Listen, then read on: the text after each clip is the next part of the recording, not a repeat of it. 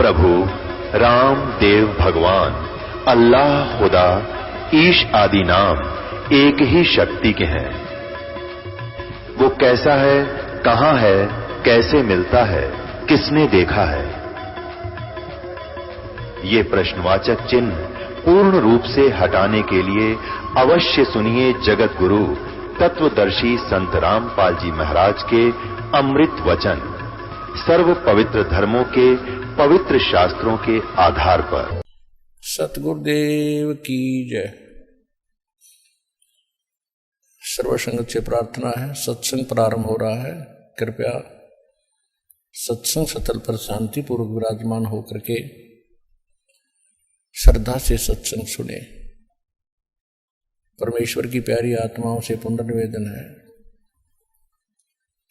सत्संग प्रारंभ हो रहा है। कृपया सत्संग स्थल पर शांति पूर्वक विराजमान होकर के श्रद्धा से सत्संग सुने। सत साहिब सतगुरुदेव की जय। बंदी छोड़ कबीर परमेश्वर जी की जय। बंदी छोड़ गरीबदास जी महाराज जी जय। स्वामी राम देवानंद जी गुरु महाराज जी की जय हो।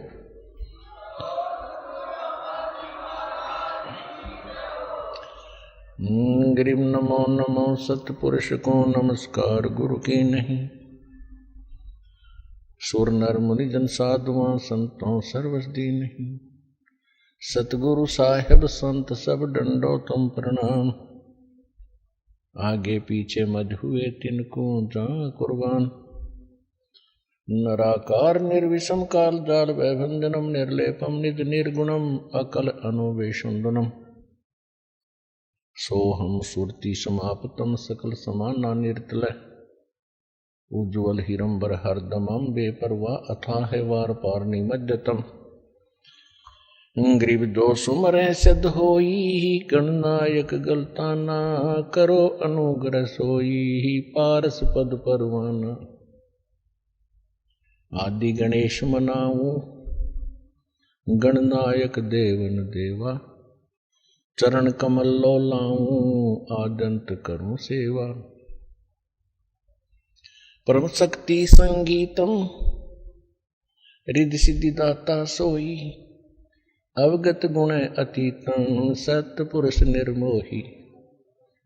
जगदम्बा जगदीशम मंगल रूप मुरारी। तन मन अर्पों शीशम भक्ति मुक्ति भंडारी। सुर नर मुनि जन ध्यावे ब्रह्मा विष्णु महेशा। शेष सहस मुख गावे पूज्य आदि गणेशा। इंद्र कुबेर सरीखा वरुण धर्म राय धावे। समर्थ जीवन जी का मन इच्छा फल पावे। 33 कोटि अधारा दावे 88। उतरे बहुदल पारा कट है यम की फांसी। 33 कोटि अधारा दावे 88। उतरे बहुदल पारा कट है यम की फांसी। कर जोरों विनती करूं धरूं चरण पर शीश। गुरु जी राम देवानंद जी महाराज ने दियो नाम बख्शीश। कोटि कोटि सिजदा करूं कोटि कोटि प्रणाम। चरण कमल में राखियो मैं बांधी जाम गुलाम।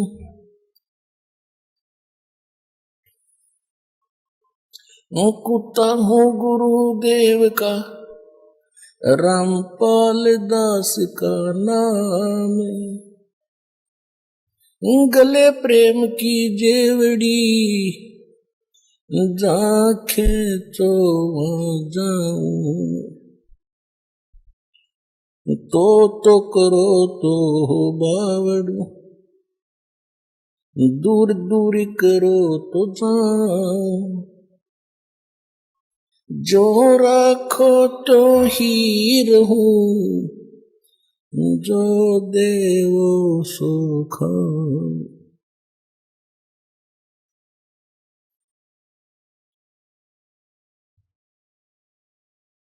जय इब के सतगुरु मिले, सब दुख आँखों रोए, चरणों ऊपर शीश धरूं, कहूं जो कहनी हो। कबीर साईं मिलेंगे, पूछेंगे कुशलात, आदि अंत की सब कहूं, अपने दिल की बात। गुरु जी तुम ना भूलियो, चाहे लाख लोग मिल जाएं, हम जैसे तुमको बहुत हैं, तुमसे हमको नहीं। तुमरे विसारे क्या बने, मैं किसकी शरण में जाऊं। शिव ब्रंच मुनि नारदा, इनके हृदय न समाऊं। अवगुण किए तो बहुत किए, करत न मनी हार। बावे बंदा बख्श दियो, बावे गर्दन उतार। अवगुण मेरे बाप जी, बख्शो गरीब नवाज। जो मैं पूत कुपूत हूँ, बोहरे पिता को लाज। मैं अपराधी जन्म का, नक्सक बरे विकार। तुम दाता दुख भंजना, मेरी करो सुमर। सुरत करो मम साइया, हम हैं भवजल माही। आप ही बह जाएंगे जो, तुम न पकड़ोगे बाँ। हे बंदी छोड़ दयाल जी, तुम तक हमारी दौड़े। जैसे कागज जहाज का, सोजत और निठोरे।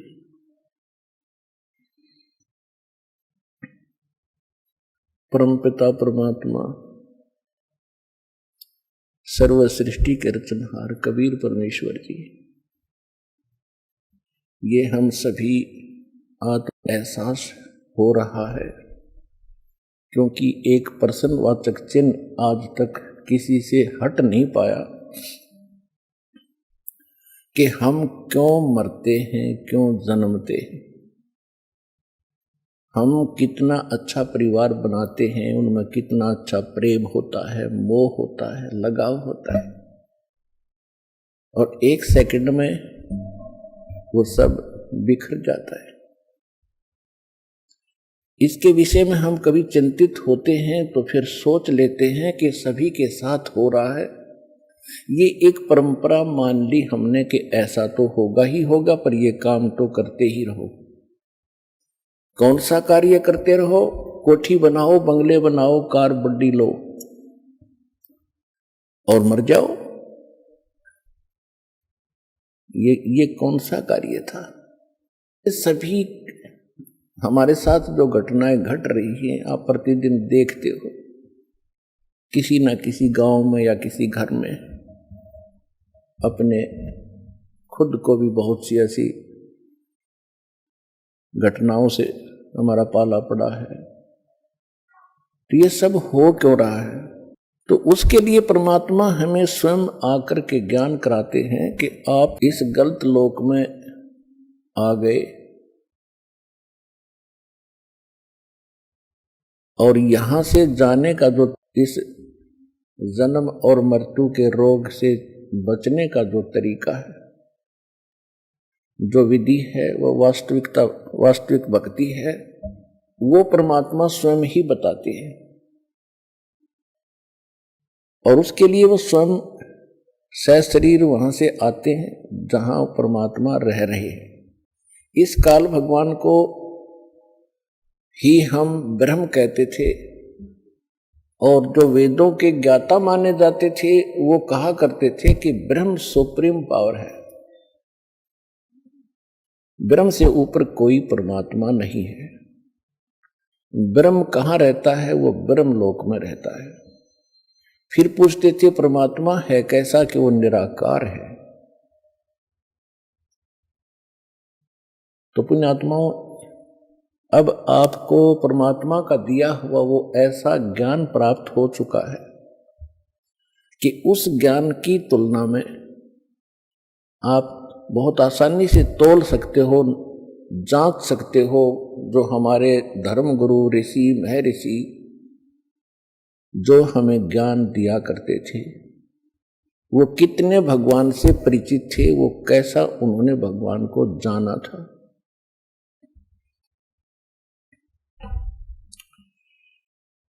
और परमात्मा ने आकर जो ज्ञान दिया है वो हमारे सदग्रंथों में पहले ही विद्यमान था।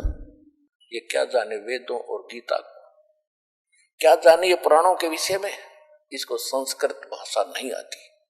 तो ये हमारे हृदय में घर कर गई ये बात उनकी कि कबीर जी अशिक्षित है और हमारे धर्म गुरु काशी विद्यापीठ से ये पढ़े हुए हैं, और हमारे सदग्रंथ भी संस्कृत भाषा के अंदर ही लिपिबद्ध थे। तो जिस कारण से हमें अपने उस नकली धर्म गुरुओं पर अविश्वास नहीं हुआ कि ये झूठ बोल रहे हैं, कि कबीर जी गलत ज्ञान दे रहे हैं। इसलिए ये शिक्षा आपको दी है। आपको अभी तो शिक्षा का जो उद्देश्य है यही मान रखा है कि ज्यादा से ज्यादा कमाई करूं, धन जोड़ूं, कोठी बनाऊं और कार लूं, अपना बेटा बेटी को पढ़ाऊं, ये उच्च अधिकारी लगे, घनी माया जोड़ें। और जिसमें आपको तो दास आज वचन बोल रहा है कि ये शिक्षा परमात्मा ने आपको दी है, और इस शिक्षा ने आपको इतनी हानि करती है आप अंदाजा नहीं लगा सकते। केवल आपने रोजी रोटी को ही उत्तम मान लिया। ये रोजी रोटी तो परमात्मा आज से पिछले इतिहास देखो, हमारे दादे परदादे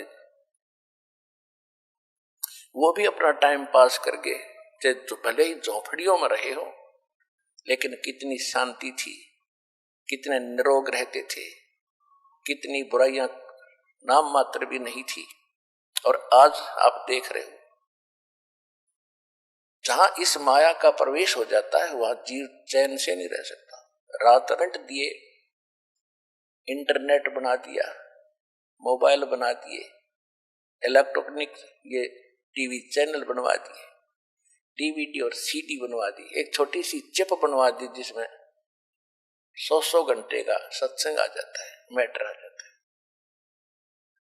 तो इतना अज्ञान हो चुका था, उस अज्ञान को हटाने के लिए परमात्मा ने ये सुविधाएं दी आपको, और उसका ये परिणाम है कि आज आप वो बातें सुन रहे हो जो भगवान 600 वर्ष पहले सुनाया करते थे और मार खाया करते थे। तो ये परमात्मा ने यह तरीका अपनाया कि जब तक इनको अक्षर ज्ञान नहीं होगा ये भगवान नहीं पहचान सकते, और पीछे अंश तुम्हारे जाए। ऐसा वचन हर मोय दीजे, तब संसार गवन तुम कीजे। अब जो प्रसंग चला है इसके लिए थोड़ी सी भूमिका बतानी पड़ेगी कि परमात्मा जब प्रथम बार यहां आए और यहां हाहाकार मच चुकी थी, क्योंकि यहां तो दुख ही दुख है। बेशक सतियों भी क्यों ना हो, मृत्यु तो वहां भी थी, वृद्ध अवस्था भी थी। वृद्ध अवस्था और मृत्यु इस प्राणी के लिए सबसे बड़ा कहर है, और ये दोनों कंपलसरी क्यों गए का बेशक बीच में अचानक मर जाए, लेकिन वो मृत्यु अच्छा नहीं मानता कोई भी। और बुढ़ापे में मृत्यु कोई बड़ी बुरी सी नहीं लगती। तो एक कंपलसरी है बुढ़ापा भी और मृत्यु भी, और दोनों महादुख। तो परमात्मा जब वहां से आए कि ये बहुत दुखी हो लिए हैं, अब इनकी अकल ठिकाने आगी होगी, इनको सच्चाई बताऊंगा, यथार्थ ज्ञान दूंगा। तुम यहाँ के रहने वाले नहीं हो, तुम सतलोक में रहते थे, वहां कोई अभाव नहीं, वहां कोई मृत्यु नहीं, वहां कोई वृद्धावस्था नहीं, वो शरीर दूसरा मिलेगा आपको। ये सब ज्ञान देने के लिए परमात्मा उद्देश्य लेकर आए।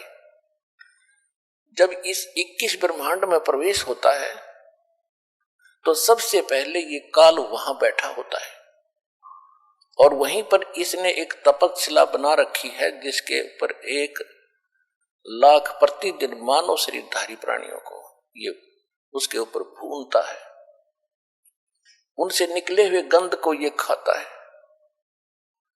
और जीवात्माएं फिर अपने कर्मानुसार पुनर्जन्म के अंदर आ जाते हैं। यहां एक ऐसा रूटीन बना रखा है, ऐसा प्रोसेस है, इसका प्रोसीजर है।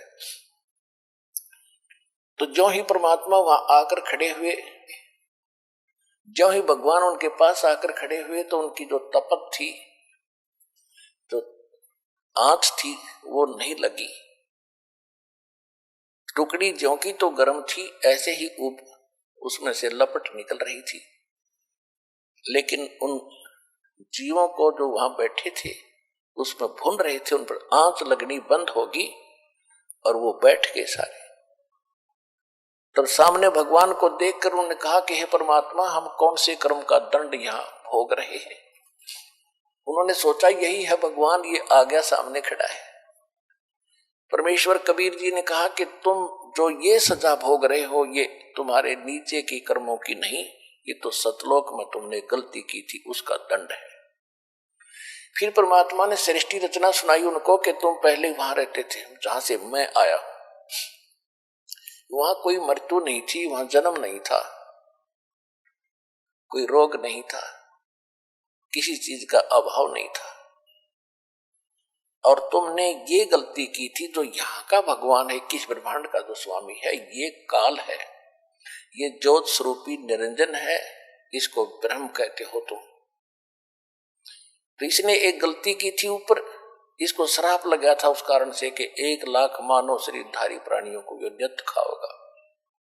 और तुमने गलती की थी कि भगवान को छोड़कर तुम इसके साथ यहां पहुंच गए। वो दंड तुम ये भोग रहे हो जब तो तपस्या, और अब जाओगे नरक में, वो तुम यहाँ के कर्म भोग रहे हो। कोई गधा बना है, कोई पशु बना है, कोई पक्षी बना है, कोई जलचर बन रहा है। और उस तपस्या के ऊपर सभी गए हुए थे, धर्मगुरु भी थे, आम जनता भी थी। उस समय सबकी अकल ठिकाने थी कि हमसे कोई भूल बड़ी है, जिस कारण से गुरु भी वहीं तपस्या पर भूलने जा रहे थे, और 1-2 चेला भी साथ मर रहा था, उसके साथ गया था। तब परमात्मा से उन्होंने पूछा, भगवान ऐसी कौन सी साधना है? तो भगवान परमात्मा कबीर जी ने बताया कि मैं जो विधि बताता हूं इसमें एक सतनाम है, एक सार नाम है। उसकी भक्ति से तुम पूर्ण मोक्ष होगे, इस तपस्या पर नहीं आओगे। तब वहां तो मरते सभी कह रहे थे, भगवान हमने वो मंत्र दे दो, हम खूब भक्ति कर लेंगे। परमात्मा बोले कि अब तो वो बात तुम्हारे हाथ से जा चुकी है। जब तुम जाए धरो जग नर देहा, तब तुम करना मेरे सत शब्द स्नेहा। जब कभी तुम्हें मनुष्य जीवन प्राप्त हो, तुम्हारे संस्कार अच्छे हो, मनुष्य जीवन प्राप्त हो, और मेरा कोई दास उस सतनाम को दे रहा हो, वहां जाके नाम लेना, उस नाम से मोक्ष होगा। तब वो कहते हैं, भगवान बहुत बड़ी भारी भूल बनी हमसे, और अब के मनुष्य जीवन मिल गया तो ऐसा संत खोजेंगे जो सतनाम और सार नाम दे रहा होगा। परमात्मा कहते हैं कि तुम ऐसे वायदे तो मुसीबत में ही करते हो, जब तुम सुखी होते हो तब कभी ये सोचते नहीं। दुख में सुमरण सब करे, सुख में करे ना कोई, जय सुख में सुमरण करो तो दुख कहे को होए। सुख में सुमरण किया नहीं, दुख में करते याद, कहे कबीरता दास की कौन सुने फरियाद। परमात्मा कहते हैं कि जब तुम पर आपत्ति आती है तो भगवान खोजते हो, और जिस समय तुम सुखी होते हो तो बकवाद खोजते हो। यदि आप सुख में भी भक्ति कर रहे होते तो दुख नहीं होता, और जब आपत्ति आई तुम अब कह रहे हो हम भक्ति कर लेंगे, कि अब नहीं बनेगी बात। जब तुम्हें मानव शरीर प्राप्त हो और सतनाम और यसार नाम का ये कोई प्रचार कर रहा हो, उस संत मेरे से नाम लेकर अपना मोक्ष करा लेना। और जिसको तुम वो धर्म गुरुओं को भगवान बता रहे थे जो मरने के उपरांत तपस्या पर भूने जा रहे थे नकली, उनसे कह रहे थे कि तुम ब्रह्म को सुप्रीम पावर मानते थे। ब्राह्मणों, ये ब्रह्म तो काल है जिसका 21 ब्रह्मांड के अंदर जाल है, उसको तुम समझ नहीं सके और आप ब्रह्म को निराकार बताते हैं। अब देखो इनको खाने के लिए वो ब्रह्म आ रहा है, वो काल आ रहा है, वो देखो सामने से। अब काल ने अपना टाइम फिक्स कर रखा है, और उस टाइम के समय वो सभी जितनी भी आत्माएं उस तपस्या के ऊपर भुनी जाती है, वो भुनने के बाद अपने आप निकल जाती है। तो उसका वो समय हो चुका था, वो उस आहार करने के लिए आया था, उसने सोचा था वो सब चली गई होंगी। लेकिन परमात्मा इस काल से ऊपर पावर शक्ति ज्यादा है, परमात्मा के सामने ये काल रुक जाता है। यहां पर समय प्रधान है और समय के ऊपर परमात्मा प्रधान है। तो उनको रोक दिया दाता ने, ये दिखाने के लिए कि ये देखो वो आ रहा तुम्हारा भगवान जिसको तुम निराकार कहते। सामने क्या देखा? ओछा माथा, लंबे दांत और बड़ा भयंकर विकराल शरीर उसका। कहा मालिक ने कि वो आ रहा है तुम्हारा भगवान जिसको तुम परमात्मा कह रहे हो, जिसको तुम ब्रह्म कह रहे हो। ये तो काल है, जो गीता अध्याय नंबर 11 के श्लोक नंबर 32 में कहता है कि अर्जुन मैं काल हूं और अब सबको खाने के लिए आया हूं, प्रवृत्त हुआ हूं। तू ना युद्ध करेगा तो भी मारूंगा इनको। परमात्मा ने बताया कि ये है वो तुम्हारा भगवान। अब उसको देख करके सब फिर घबरा गए। परमात्मा बोले तुम जाओ यहां से। वो सभी उड़ा दिए वहां से। वो आगे जहां उन्होंने जाना था, धर्मराज के दरबार में आते हैं, वहां उनका अकाउंट तैयार मिलता है, किसने कौन सी जोनी में जाना है, स्वर्ग जाना है, नरक जाना है, या फिर पशु पक्षी बनना है। वो अलग से दंड है। इतने में वो काल भगवान वहां आकर खड़ा हो गया मालिक के निकट। उस समय परमात्मा ने अपना रूप जो था, अपने लड़के जोगजीत जो सतलोक के अंदर परमात्मा ने सबसे पहले 16 पुत्र उत्पन्न किए थे वचन से, उनमें से एक जोगजीत भी है। उस जोगजीत के रूप में परमात्मा वहां खड़े थे। सामने से वो सरपुरुष जिसको ब्रह्म कहते हैं काल, वो आ रहा था। जब उसने देखा काल ने कि ये जोगजीत कैसे आ गया, उसको ये मालूम था कि परमात्मा का कोई संदेश लेकर आया है ये, क्योंकि अधिकतर परमात्मा उन्हीं को इसके पास भेजते थे जब ये सतलोक में था। तो सबसे पहले काल भगवान ने ब्रह्म ने पूछा कि जोगजीत तू यहां किस लिए आया? कोई पिताजी का आदेश है मुझे सुना, उसके बाद फिर मैं तुझे जान से मारूंगा, तुझे ऐसा कूटूंगा तू याद रखेगा। तूने मेरे को सतलोक से निकाला था, मैंने तेरे सामने हाथ भी जोड़े थे, तेने मेरी एक नहीं सुनी थी। और पहले तो मुझे आदेश बता कोई परमात्मा का लेकर आया है, तो उसके बाद फिर तो बोले होशियार। तो परमात्मा ने कहा कि सुन ले ज्योत निरंजन, आदेश परमात्मा का मैं नीचे जाऊंगा, नीचे के ब्रह्मांडों में जाऊंगा, पृथ्वी लोक पर जाऊंगा, स्वर्ग लोक में जाऊंगा, सब देवों को समझाऊंगा, उनको परमात्मा की जानकारी दूंगा। और आपने सबको मिसगाइड कर दिया, सबको गलत ज्ञान बता रखा है, गलत साधना करके कोई कुत्ता बना, कोई गधा बना, कोई सूअर बना है, किसी को कैंसर हुई है, हाहाकार मचा हुआ है, कोई जीव सुखी नहीं इस गंदे लोग। इनको सच्चा नाम दूंगा, सच्चा ज्ञान दूंगा, सच्चे भगवान की मैं कथा सुनाऊंगा। और परमात्मा ने मुझे ऐसा मंत्र दे दिया सतनाम और सारनाम का, सबको सारनाम और सतनाम दूंगा, सब निर्बाध सतलोक चले जाएंगे। और तेरी पोल पाड़ूंगा, तू काल है, तू अपने आप में भगवान बन बैठा है यहां पर। तब उसने सोचा ये तो मेरा नाश करेगा, काल ने सोचा ये तो मेरा नाश करेगा, मेरा बाग उजाड़ेगा, इसको यहीं अब खत्म करूंगा। इस उद्देश्य से लेकर के कहने लगा जोग जी तू होशियार, तू जाके दिखा नीचे। अब जो ही परमात्मा की तरफ वो दौड़ा अटैक करने के लिए, तो परमेश्वर ने सतनाम का सिमरण किया। उसको ऐसा झटका लगा, वो ऐसा गिरा नीचे, इतना भयभीत हो गया, उसको ऐसा अटैक हुआ। इसमें इतनी ताकत है सतनाम के मंत्र में। ये अध्यात्म पावर है और अध्यात्म पावर बहुत प्रबल होती है। इतना भयभीत हो गया कि वहां से कहते पाताल में जाके गिराइए, परमात्मा इसके साथ साथ गए। ये बहुत भयभीत हो गया, हाथ जोड़ने लग गया। परमेश्वर ने कहा कि ऊपर ही चलो, ही या कोई और सुनेगा हमारी बातों को, तो ऊपर चल।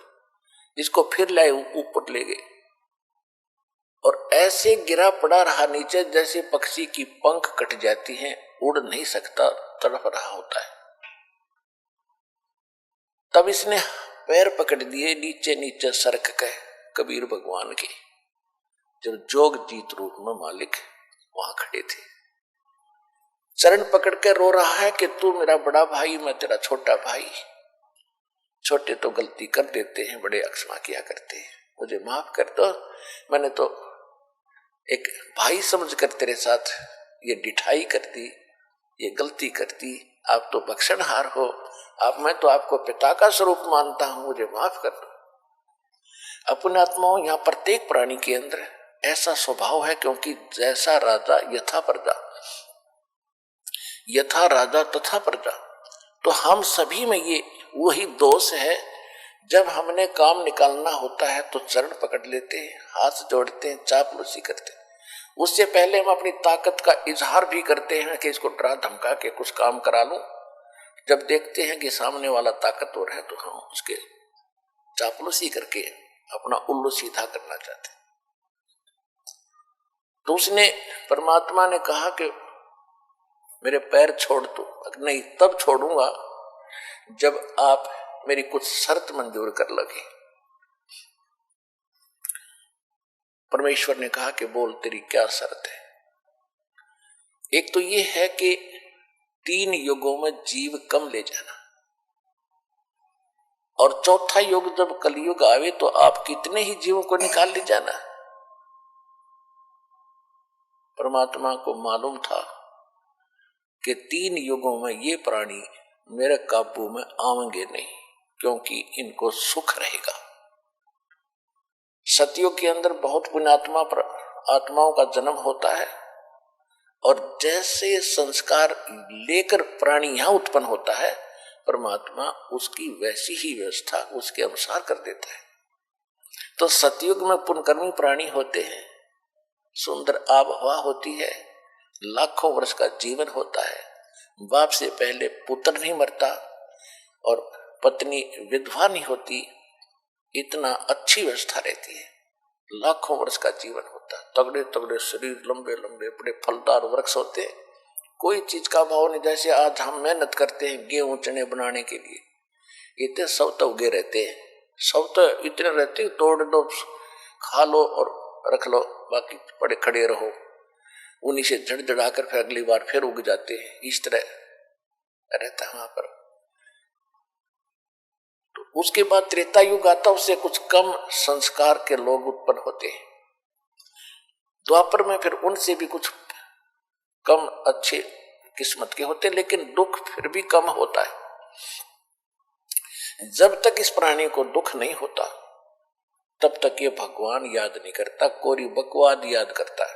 ये ऐसा स्वभाव बन गया हमारा। तो परमात्मा को मालूम था कि 3 युगों में ये पार नहीं होंगे, ये सुनेंगे भी नहीं मेरी बात। फिर चौथे युग में परमात्मा ने कहा ठीक है भाई, तेरी ये शर्त मैंने मंजूर कर ली, और बोल। फिर कहा कि पहले चौथे युग में परमेश्वर ने कहा कि चौथा युग जब आएगा मैं अपना कोई अंश भेजूंगा और पूरी पृथ्वी पर मेरा ही उपदेश रहेगा, मेरा ही ज्ञान रहेगा, मैं एक ही भगवान रहूंगा। तब इसने सोचा यह तो बात बिगाड़ेगा। तो काल ने कहा कि एक शर्त मेरी और है भगवान, कि पहले मेरे प्रचारक जावें, आपका बाद में आवे। परमात्मा बोले चल ठीक है, ये भी तेरी स्वीकार कर ले। इसने इस प्रकार कई शर्त परमात्मा से रखी, दाता ने इसकी वो सब स्वीकार कर ली। फिर इसने लास्ट में ये कहा कि मुझे वो मंत्र बता दो जिससे तेरे हंस पार होंगे। फिर उसने ये दूसरा ये रखा था, तीसरी शर्त ये रखी थी कि आप जोर जबरदस्ती ना करना भगवान, नीचे जाओ तो जोर जबरदस्ती करके उनको दीक्षा ना देना, आप अपना ज्ञान देना। आपके ज्ञान को कोई स्वीकार करे तो वो आपका हो, आपके ज्ञान को स्वीकार ना करे वो मेरा हो। ये तो मालिक को पता था कि जब तक इनको ज्ञान ही नहीं होगा तो ये मेरे कैसे हो सकते। परमात्मा बोले भाई ठीक है। फिर इसने शर्त रखी जी, एक शर्त और है, क्या कि पहले मेरे प्रचारक जाएंगे, आपका फिर बाद में आवे कलयुग में। परमात्मा ने बोल सुना भाई ठीक है। परमात्मा ने कह दिया कि ठीक है, ये तथास्तु, हम बाद में चले जाएंगे। जब इसने देख लिया, क्योंकि जीव है ये भी, और जीव की बुद्धि जीव सत्र की होती है, और कबीर परमात्मा है, सर्वशक्तिमान है, सर्वज्ञ है।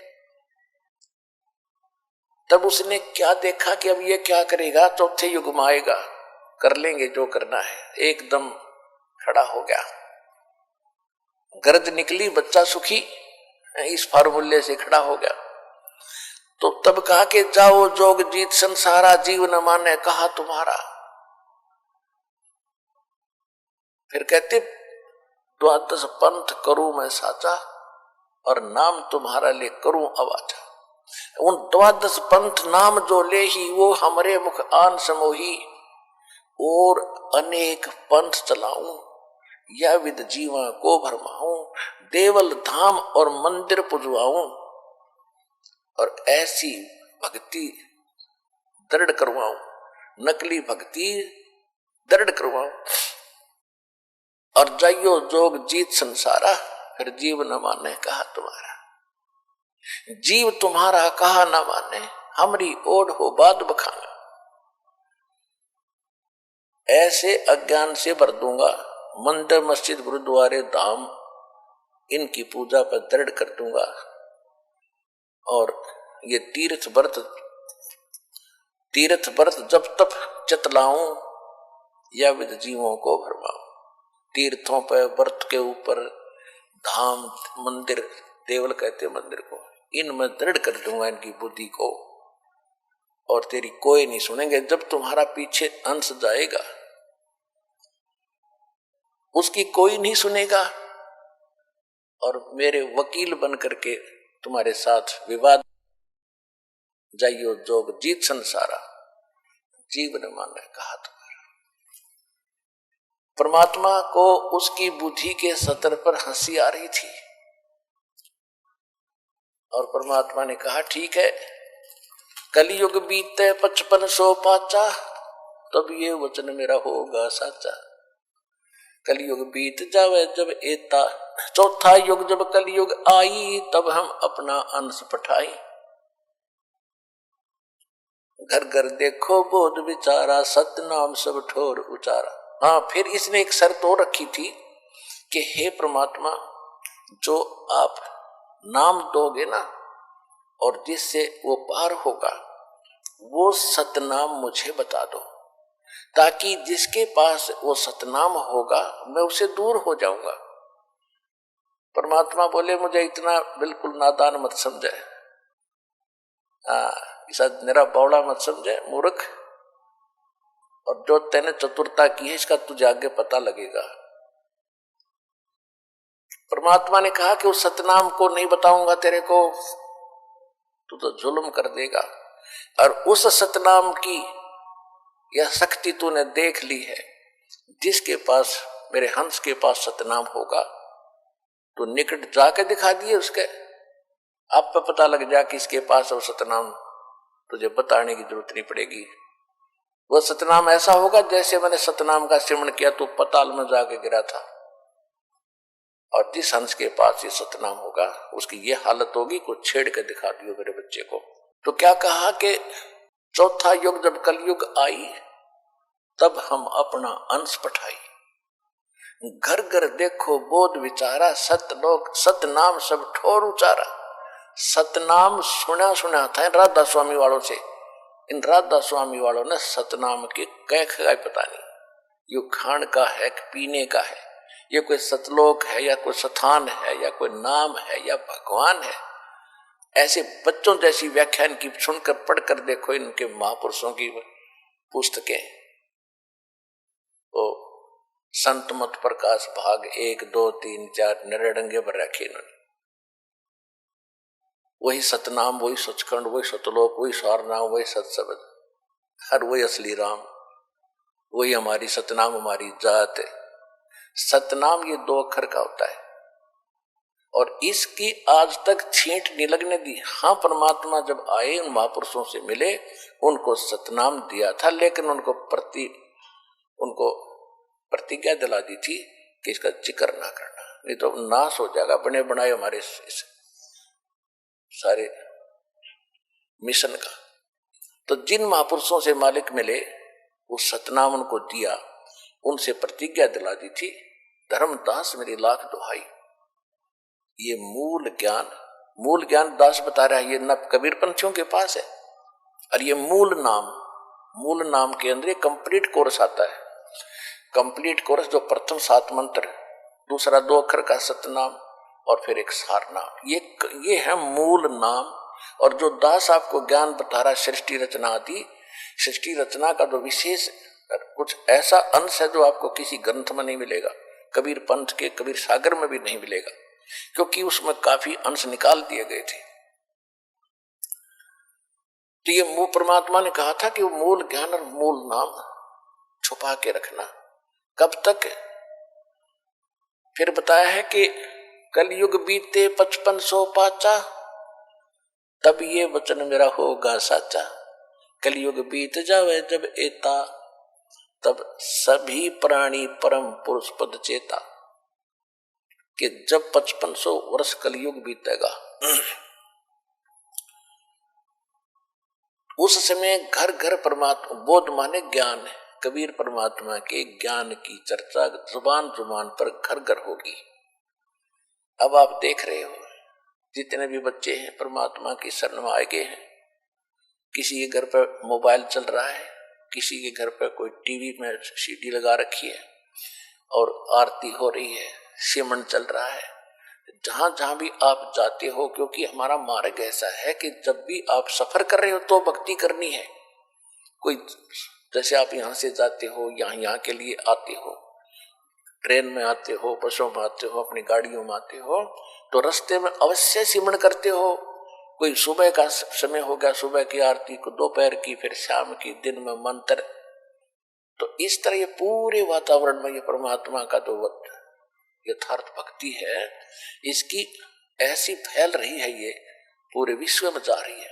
और अभी तक विश्व के अंदर ये गाने बजाने बकवाद चर्चा और ये जो निंदा चुगली इस तरह की बातें जो विचार विमर्श होते हैं ये वायुमंडल में घूमते रहते, शब्द खंड नहीं होता।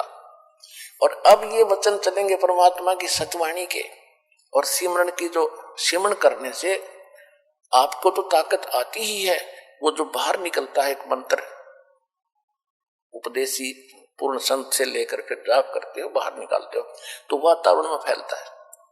तो इस प्रकार ये सारे मालिक की वाणी चलती है। तो ये वो जो वचन पहले समाज में घर कर चुके हैं, सबके दिमाग बदले हुए हैं, माया की जोड़ तोड़ में लगे हुए हैं, उनके अंदर फिर कुछ संतोष आने लगेगा। जो पुराने विचार हैं उनको इसमें ऐसी ताकत, जैसे आप देखते हो गंदी हवा ऊपर उड़ जाती है, शुद्ध हवा नीचे आ जाती है। तो परमात्मा के जो वचन ज्ञान आप सुन रहे हो, टीवी पर सुन रहे हो, चिप में सुन रहे हो, मोबाइल से तो मेमोरी कार्ड से चला रहे हो या वैसे अपना सांस का सेवन करो, तो ये शुद्ध यथार्थ भक्ति है।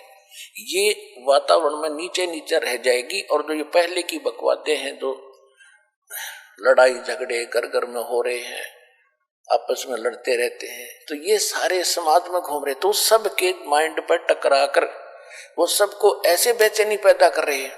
अब धीरे धीरे सब में शांति आएगी और वो जो पहले वाले विचार ऊपर उठ जाएंगे, वो आपको अफेक्ट करने की रेंज में नहीं रहेंगे।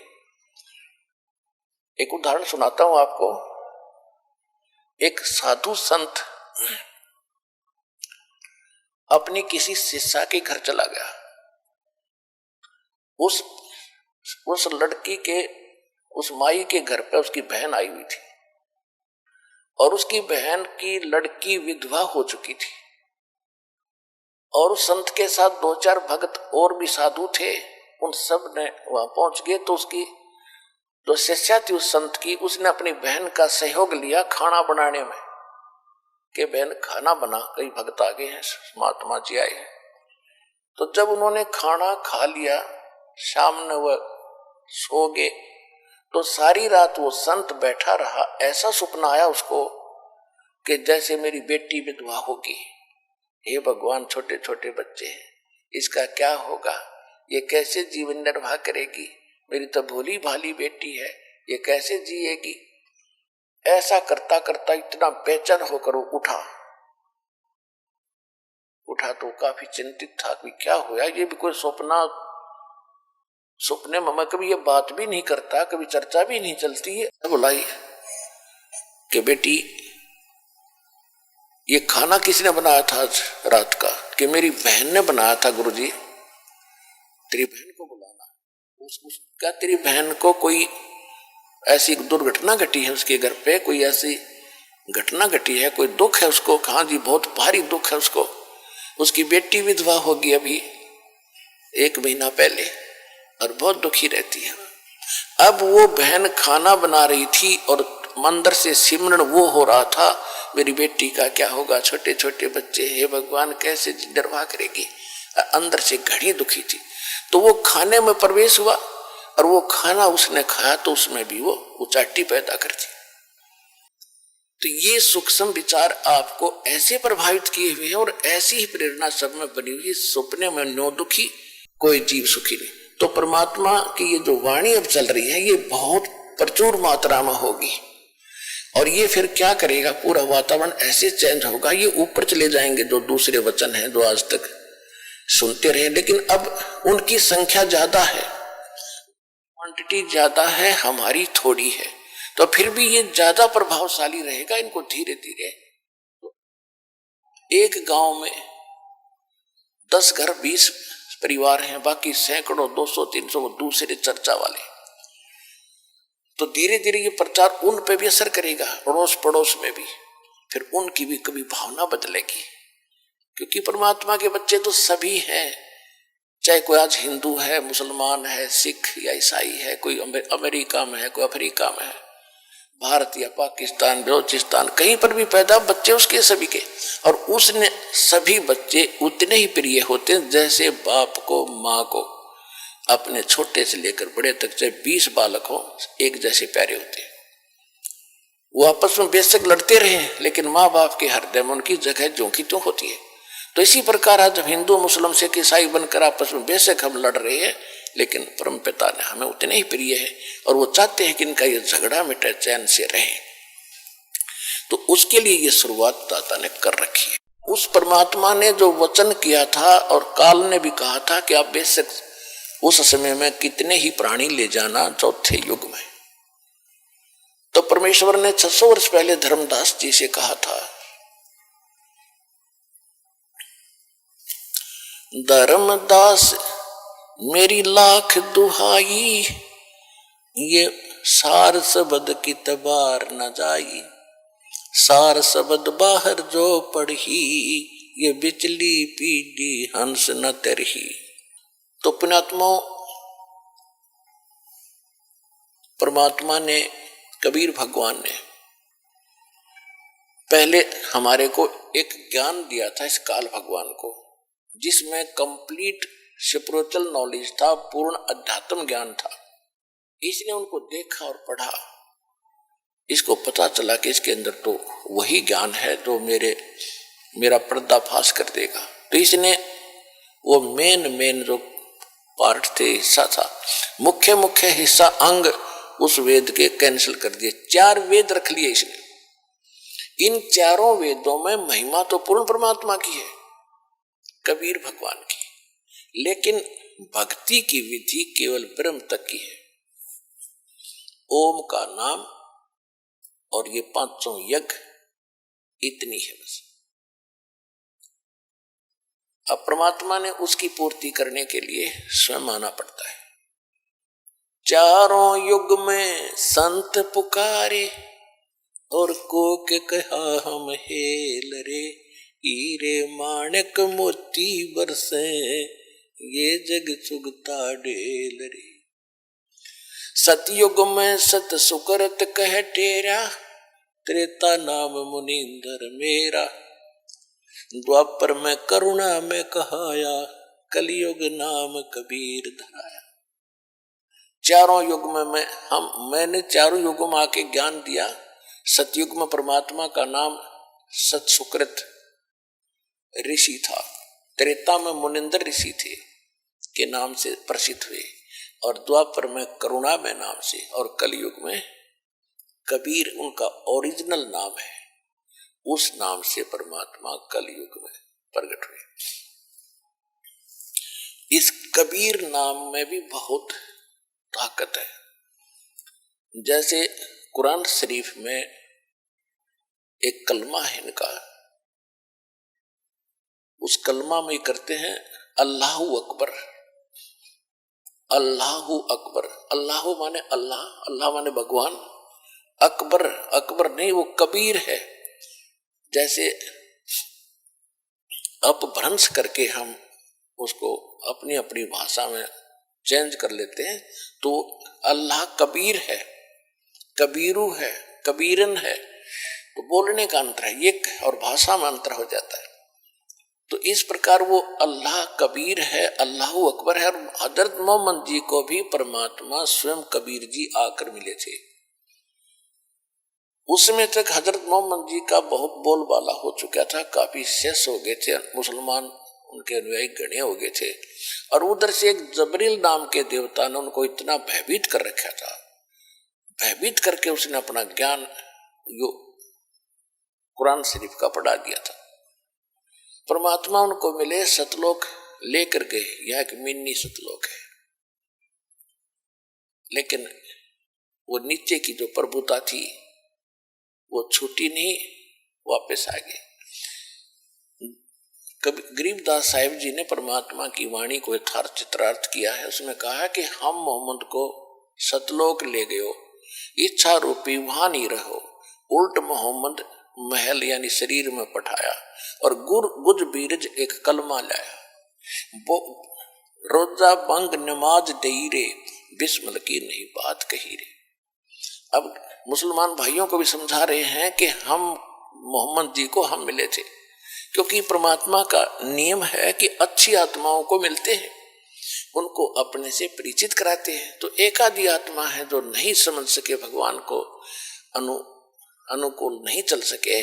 बाकी कलयुग के अंदर जिन महापुरुषों ने परमात्मा को जाना, उनकी बात को माना, उनके कुछ शुभ नाम दास आपको याद दिलाता है। आदरणीय धर्मदास साहिब जी, आदरणीय मलुकदास साहिब जी, आदरणीय नानक साहिब जी जो सिख धर्म के प्रवर्तक संचालक माने जाते हैं, आदरणीय दादू साहिब जी, आदरणीय गरीबदास साहिब जी, गांव छुरानी, जिला हरियाणा वाले, आदरणीय घीसा दास जी, गांव खेखड़ा, जिला अब बागपत हो गया उनका, पहले मेरठ जिला था, और आदरणीय रामानंद जी जो ऋषि माने जाते थे, बहुत बड़े विद्वान थे काशी में। तो इन महापुरुषों को परमात्मा मिले और इनको अपने से परिचित कराया, सतलोक लेकर गए, उनको वापस छोड़ा। तो इन्होंने सत्य को स्वीकार किया और इनको परमात्मा ने वो सतनाम भी दिया। वो सतनाम 2 अक्षर का है, एक उसमें ओम है, एक सांकेतिक है। श्रीमद् भगवत गीता अध्याय नंबर 15 के, श्रीमद् भगवत गीता अध्याय नंबर 17 के श्लोक 23 में 3 मंत्रों का जाप का निर्देश है, जिसमें एक तो स्पष्ट है ओम तत्सत। ओम तो स्पष्ट ये ब्रह्म का है, तत् और सत ये सांकेतिक है। एक तत् और ओम दोनों मिलकर के तत् गुप्त है, जो सतनाम प्राप्त है उनको मालूम है वो कौन सा मंत्र है। तो ये दोनों मिलकर सतनाम बनता 2 अक्षर का। यही 2 अक्षर का नाम धर्मदास जी जाप करते थे, सतनाम। इसको श्वास उश्वास से जाप करना होता है। श्वास जब बाहर छोड़ते हैं एक मंत्र छोड़ना होता है, अंदर लेते हैं जो दूसरा मंत्र सतनाम के 2 अक्षर का। तो इस प्रकार सिमरण किया हुआ है सतनाम की बहुत बड़ी कीमत होती है। उसके विषय में गरीबदास साहिब जी ने एक थोड़ा सा हिंट दिया है कि जो सतनाम तुम्हें प्राप्त है अधिकारी से मिला है। जैसे इस दास से ये दीक्षा ले ले कोई, और तीनों नाम भी प्राप्त कर लिए उसने, क्योंकि ये तो आपको देने ही है। जब योग्य हो जाओगे तो बुद्धि भ्रष्ट हो जा किसी मूर्ख की, और वो अपने आप स्वयंभू गुरु बनकर इन मंत्रों को आगे देने लग जावे तो उससे कोई लाभ नहीं होने वाला। वो तो अपना जीवन नाश कर दिया उसने, क्योंकि गुरुद्रोही हो गया। और जो उसके शिष्य होंगे उनको कतई लाभ नहीं हो, क्योंकि अधिकारी के बिना ये मंत्र काम नहीं करे। अब जैसे एक व्यवहारिक बात है, कोई आपने पासपोर्ट बनवाना है या लाइसेंस बनवाना है गाड़ी चलाने का, यदि कोई डुप्लीकेट ज्यों का त्यों बना दे और नकली अधिकारी दस्तक कर दे, ठीक है, इसको आप लेकर खुश भी हो जाओगे, गाड़ी भी चलाओगे। जिस दिन पकड़े जाओगे उस दिन आपके ऊपर बड़ी भारी आपत्ति होगी, और जिससे बनवाया हुआ भी जेल और आप भी सजा के पात्र होगे। ठीक इसी प्रकार इस विषय में आज के दिन इस दास के अतिरिक्त इस सतनाम सार नाम के देने का कोई अधिकारी नहीं है, ये याद रख लेना।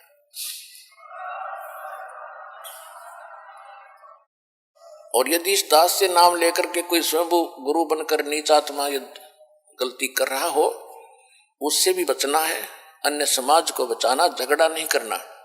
क्योंकि परमात्मा का वचन है उस काल के साथ कि ज्ञान देकर आप अपना बनाना, बाई फोर्स ना करना। अगर हम बाई फोर्स करेंगे किसी के साथ तो भगवान रुष्ट हो जाएगा। हमने ज्ञान सुनाना है।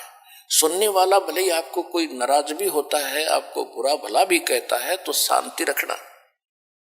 फिर देखना एक दिन आपके गुण गावेगा जब उसकी बात समझ में आ जाएगी। तो इसलिए दास प्रार्थना करता है कि ऐसा कोई निकम्मी आत्मा कहीं अपने कर्म फोड़ रहा हो, अपने कर्म बिगाड़ रहा हो, तो उसको भी समझाना कि भाई साहब क्यों अनमोल जन्म खो रहा है, तो काहे का गुरु है। आज तक हमने ऋषियों के इतिहास पढ़ लिए, हजारों की संख्या में संतों के प्रवचन सुन लिए, किसी ने कह नहीं पता इस सतनाम का, और आप कहां से चुरा कर ले आए। तो परमात्मा कहते हैं बेखों के लश्कर फिरे, ये बाणी चोर कठोर, सतगुर धाम ना पहुंचेंगे ये 84 के डोरे। तो इस सतनाम को इस दास से लेकर मर्यादा में रहकर आप इसकी भक्ति करोगे, आपको कितना पुण्य मिलेगा, कितना लाभ मिलेगा। सतनाम एक सांस बाहर छोड़ा, एक मंत्र दूसरा अंदर लिया, ये कंप्लीट हो गया। ये एक सिमरन हो गया सतनाम का। और इस सतनाम की कितनी कीमत है?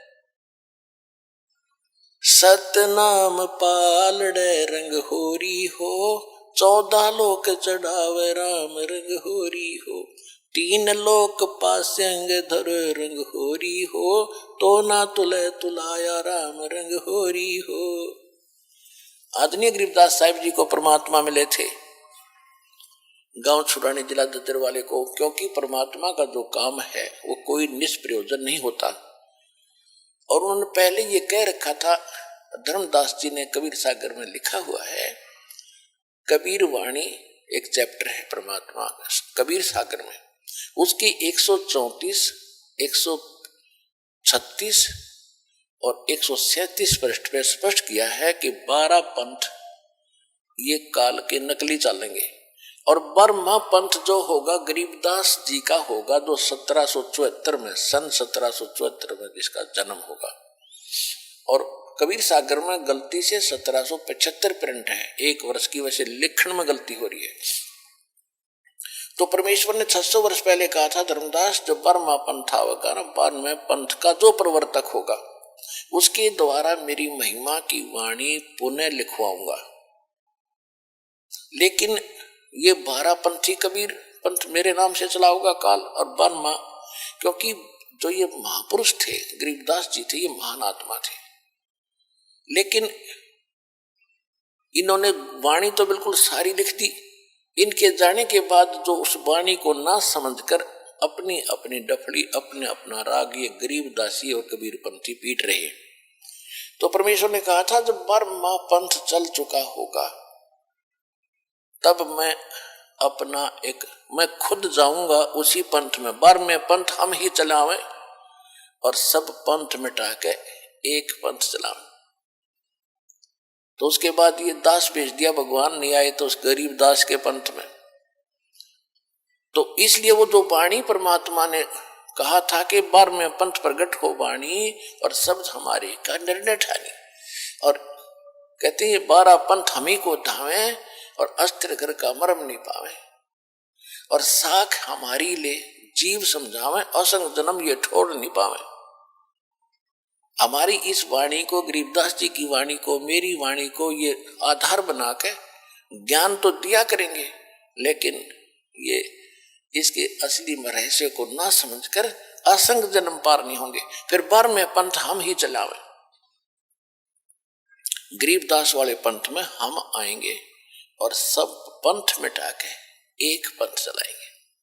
धर्मदास मेरी लाख दुहाई, ये मूल ज्ञान कई बार न जाई, मूल ज्ञान बाहर जो पढ़ी, ये बिचली पीढ़ी हंस न तेरही। ये मूल ज्ञान तब तक छुपाई जब तक 12 पंथ ना मिट जाई। परमात्मा ने कहा था कि जो मैं तुझे यथार्थ ज्ञान दे रहा हूं और इसको अभी छुपा के रखना, और जो मूल मंत्र है, सार नाम है और ये कंप्लीट कोर्स है, इसको तो छुपा के रखना, किसी को नहीं बताना। यदि तूने इसको सार्वजनिक कर दिया, डिस्क्लोज कर दिया, तो पिछली पीढ़ी के मेरे हंस पार नहीं होंगे, मेरे बच्चे।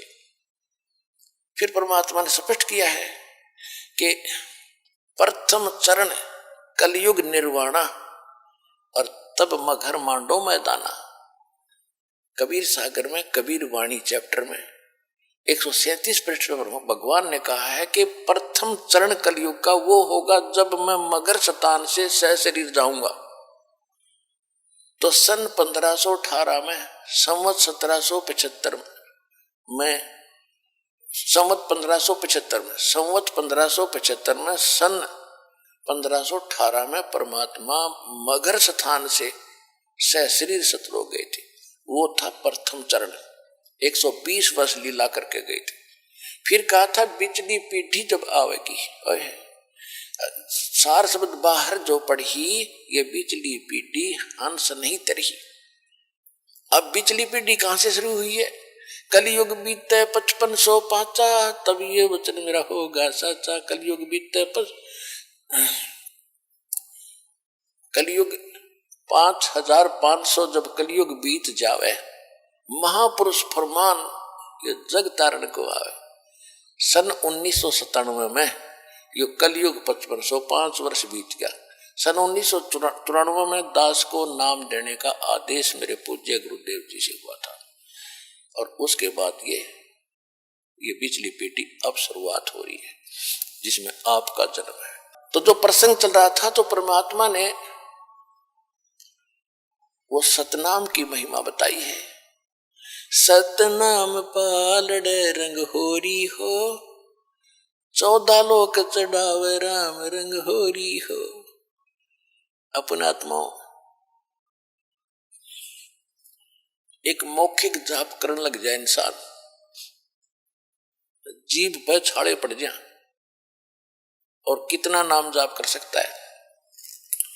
मौखिक जाप 1000 बार, और उसी मंत्र का जाप यदि आप मानसिक करते हो तो वो 1, और उस मंत्र का अगर श्वास से सिमरण किया जाता है, कौन से मंत्र का? जो यथार्थ मंत्र है, अटपट का नहीं, तो उसका उस मानसिक से भी 1000 गुना ज्यादा लाभ होता है। अर्थ मंत्र जो श्वास का आपको दिया गया अधिकारी से प्राप्त हो, यानी कोई भी वस्तु है, कोई भी काम है, मर्यादा से चलता है। परमात्मा ने भी अपनी मर्यादा बना के छोड़ दी है कि छोटा सा बच्चा गर्भ में होता है, फिर वो बाहर आता है, समय पर बाहर आता है, तो माँ के स्तन में दूध पहुंच जाता है पहले ही, क्योंकि उसके दांत नहीं होते। फिर समय युवा होता है इतने समय में, फिर इतने समय में फिर मरता है। ये मर्यादा भगवान ने बना रखी है। इसी प्रकार इस भक्ति की भी मर्यादा, इसमें इधर उधर होने से लाभ नहीं होगा बिल्कुल भी। तो क्या बताया भगवान ने कि परम संत से लेने के बाद जो एक श्वास का जाप आप करोगे उसको, और मर्यादा में रहोगे, तो आपकी इतनी पूंजी भक्ति की इकट्ठी हो जाएगी। अब ये समझ लो कि जैसे एक तो पैदल चले, पैदल जाने में आगे समुद्र बन गई, समुद्र जहां तक देखते जल ही जल है, जल ही जल है, वापस आ जाता है कि आगे धरती खत्म। तो इसी प्रकार इन ऋषि महर्षियों ने जो अपनी पैदल यात्राएं की, अपने अभ्यास से जो मंत्र ये करते थे, तो त्रिकुटी पर जाकर वापस हो लेते थे कि इसका आगे कुछ है ही नहीं, त्रिकुटी का कोई स्थान नहीं, इसे अगर बहुत ज्यादा वस्तु है। तो इस प्रकार जहाज में बैठ कर जावे, समुद्र को भी पार कर जावे। तो इस प्रकार ये साधना जो दास आपको देगा, ये ऐसी साधना है, ऐसा ये यान बन जाएगा, इन सब के ऊपर के पार करता हुआ सतलोक आपको जा छोड़ेगा। और जो कुछ भी हम इस शरीर के अंदर सुन रहे हैं, ये तो एक पिंड है, और इस पिंड के अंदर एक ब्रह्मांड का ही, इसमें जो कुछ भी हो रहा वही सुनाई देता, वही दिखाई देता। जो इसके अंदर हमें धुन सुनती है, जैसे विशेषकर राधा स्वामी वाले तो इसी पर जोर दे रखा है कि अंदर कान दाब करके देखो, देखो अंदर घंटियां बज रही हैं, इसमें मुरली की आवाज आती है, बांसुरी की आती है, तो वो सुनते हैं, नगाड़े बज रहे हैं, बादल की गर्जना सुन रही है। ये तो इस एक ब्रह्मांड काल का ही साजबाज है। ये इससे बाहर है, वो ऊपर सतलोक से वो अलग आती है वो धुन, और केवल उसी को सुनेगी वो धुन जो सतनाम और सार नाम का जाप करेगा। बाकी अन्य को जो सुनती है वो इस काल की सुनती है, शरीर के अंदर जो भी सुन रही काल की ही सुन रही है, और वो परमात्मा की धुन इनसे हटकर होगी। लेकिन उस धुन के सुनने से कोई प्रयोजन सिद्ध नहीं होगा आपका, आप स्वयं नहीं जा सकते। इस भक्ति की कमाई जब आपकी हो जाएगी, तभी आपको यहां से ले जाया जाएगा, आपकी मर्यादा सही होगी, आपकी यहां से आस्था हट जाएगी। महात्मा आपको विमान में बैठाएंगे और इस दास के रूप में साथ बैठेंगे, हजारों हजारों की संख्या में इकट्ठे जाओगे, यहां से हजारों की संख्या में वो दिन आएगा। और ऐसे जाओगे जैसे कहीं घूमने फिरने जा रहे हैं, गुरुजी साथ हैं, सत्संग करने जा रहे होंगे, वहां सतलोक में जाकर पता लगा तुमने कि हम तो यहां आ गए, भाई नीचे ये कवर पड़ा रहेगा, ये कवर जो आज हमने कितना प्यारा लगता है, वैसे तो ये बहुमूल्य है, क्योंकि मनुष्य जीवन आसानी से नहीं मिलता। लेकिन मनुष्य जीवन प्राप्त करके भक्ति नहीं की तो क्या प्राप्त हुआ? ऐसा पशु का, ऐसा मनुष्य का। तो इस मनुष्य शरीर को तो ऐसा समझना, भक्ति करने के बाद इससे हमारा प्रयोजन पूरा हो गया। जैसे अंडे में बच्चा बनता है और बच्चा बनने के बाद अंडा उड़ जाता, बच्चा उड़ जाता है और कवर पड़ा रहता है। तो मूल वस्तु जो बनानी थी वो बच्चा बनना था उस अंडे में, उस अंडे बिना बन नहीं सके था, अंडे के कवर बिना। तो ये तो एक अंडे का कवर है जो अपना है, इसके अंदर ओरिजिनल इस ताकत से, भक्ति से, जैसे पक्षी को, अंडे को मादा पक्षी ऊपर बैठकर उसको ऐसी हीट देती है, अपनी ताकत देती है, जिससे वो बच्चा बन जाता है। और बच्चा बनने के बाद वो फूट जाता है और वो उड़ जाता, कवर पड़ा रहेगा। तो ये दास समझो, माता समझो, और आप इस शरीर रूपी कवर में बच्चे समझो। इसमें ऐसी भक्ति, ऐसा ज्ञान, ऐसी शक्ति दे देकर आपकी भक्ति इतनी चार्ज हो जाएगी सूक्ष्म शरीर के अंदर, चलते समय ये ऊपर का कवर अंडे का पड़ा रहेगा और वो असली वस्तु सतलोक पहुंच जाएगी, जो इसका प्रयोजन था।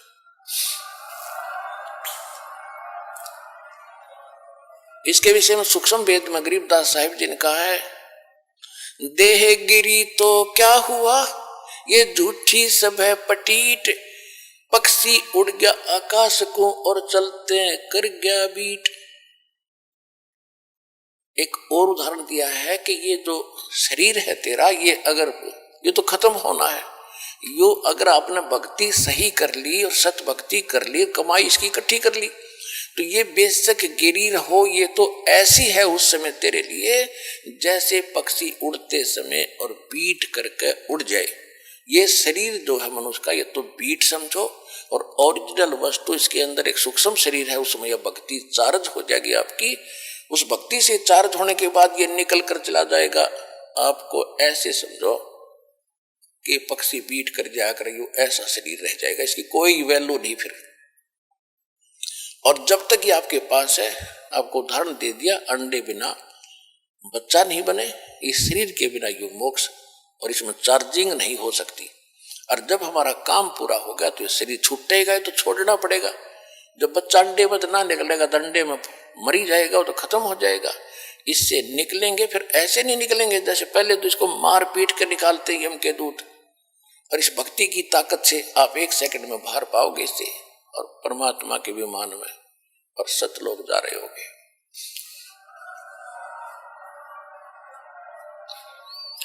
तो ये इतनी ताकत देगा आपको ये सतनाम। तो उसके बारे में जैसे हम आपको बहुत सी मर्यादा बताते हैं कि आपने ये त्योहार आता है होली, इसके अंदर कुछ भी सहयोग नहीं देना है, पार्टिसिपेट नहीं करना है ना इस पर, क्योंकि हम देखो पुण्यात्माओं, इस ज्ञान से आपका मन हटेगा इन बकवादों से। एक भक्त बता रहा था कि हमने 10 वर्ष तक कोई त्योहार मना कर नहीं देखा। हमारा एक परिवार है, चाचे ताऊओं का 10-12 घर है, 3-4 घर है, उनमें 10 मौत होगी, एक वर्ष में 2 हो जाती, कई मौत होगी। तो जो कोई भी त्योहार हमने नहीं मनाया, त्योहार निकट आवे और कोई ऐसा निकट संबंधी या कोई भाई या माँ बाप वो मर जा, जुआ, कोई ऐसे कोई बहन विधवा होगी, हमने कहता 10 साल हो गए त्योहार नहीं मनाया कोई भी। अब इधर से होरी खेल रहे हैं, उधर कोई मृत्यु का संदेश आ जा, टक्कर मार रहा होता हो, अब खेल ले होरी, खेल के दिखा। इसे गंदे लोक में क्या करना था, क्या करने लग गए आप लोग। तो गरीबदास साहिब जी के पास गांव के लोग आए कि आओ महाराज होली खेल लेंगे।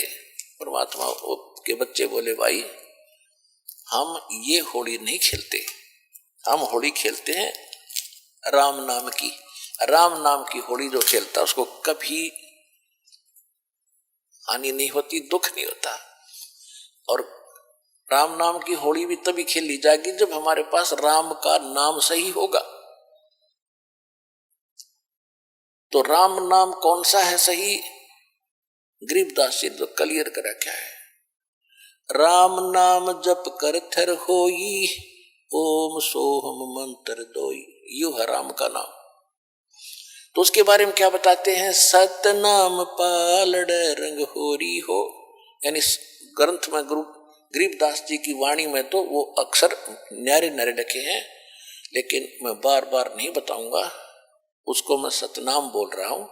ग्रंथ में वो दोनों मंत्र न्यारे न्यारे लिखे हैं, ये और ये मंत्र पालड़ रंग होरी हो, तो उसको गुप्त करके दास सतनाम बोल रहा है।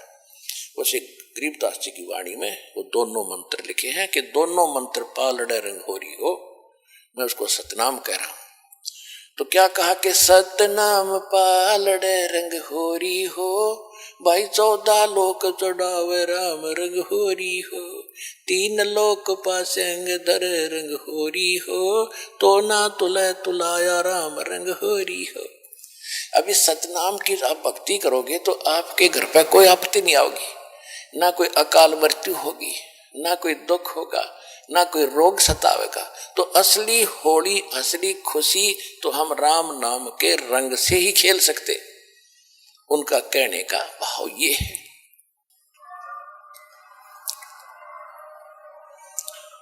अब जैसे तखड़ी के अंदर, तराजू के अंदर बैलेंस बोलो अंग्रेजी में, इसके 2 पलड़े होते तराजू के,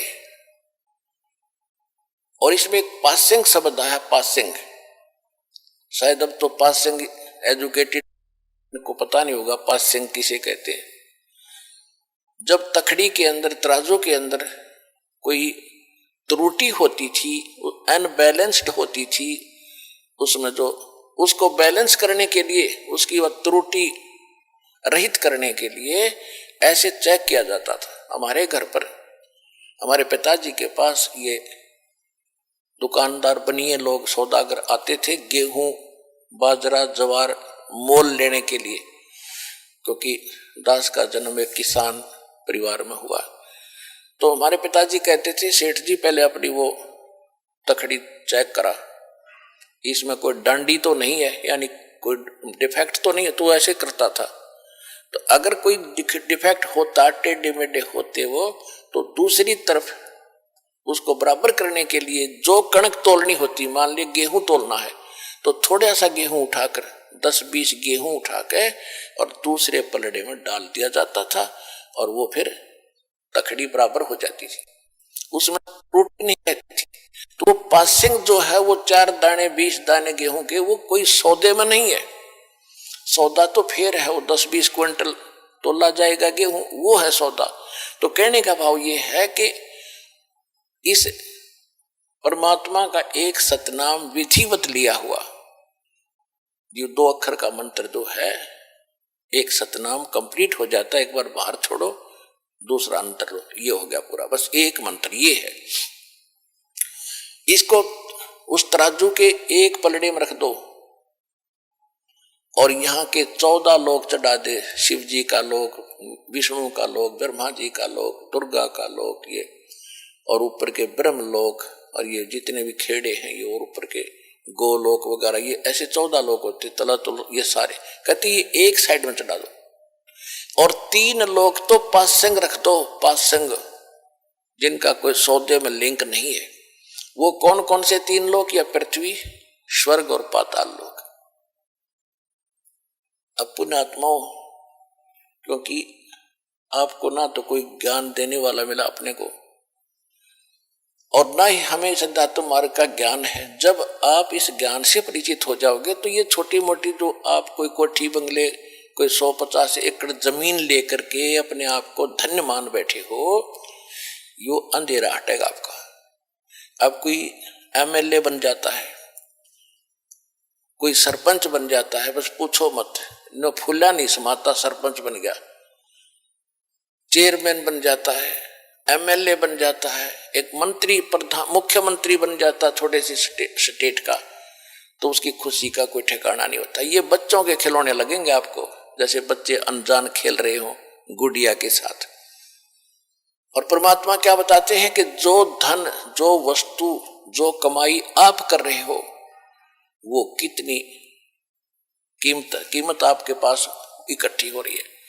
कबीर साहब कहते कबीर सब जग निर्धना, धनवंता ना कोय, धनवंता सो जानियो जिस पे राम नाम धन होए।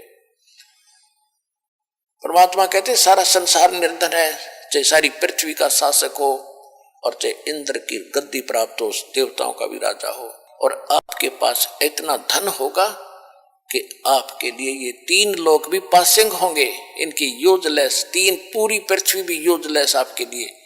आपको ऐसा स्थान, ऐसा धन, ऐसी वस्तु वहां मिलेगी जाकर के।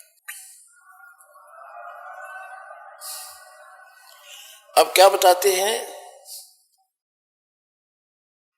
कोई मंत्री बन जाता है, प्रधानमंत्री बन जाता है, सब समझता है मैंने अपने जीवन को सफल कर लिया, और जब वो अध्यात्म ज्ञान से परिचित हो गए, और आप तो हो ही लिए, तब आपको पता चलेगा इसने तो अपना जीवन नाश कर लिया, खाक सफल कर लिया मनुष्य जीवन को। मनुष्य जीवन का काम तो शुरुआत भी नहीं की।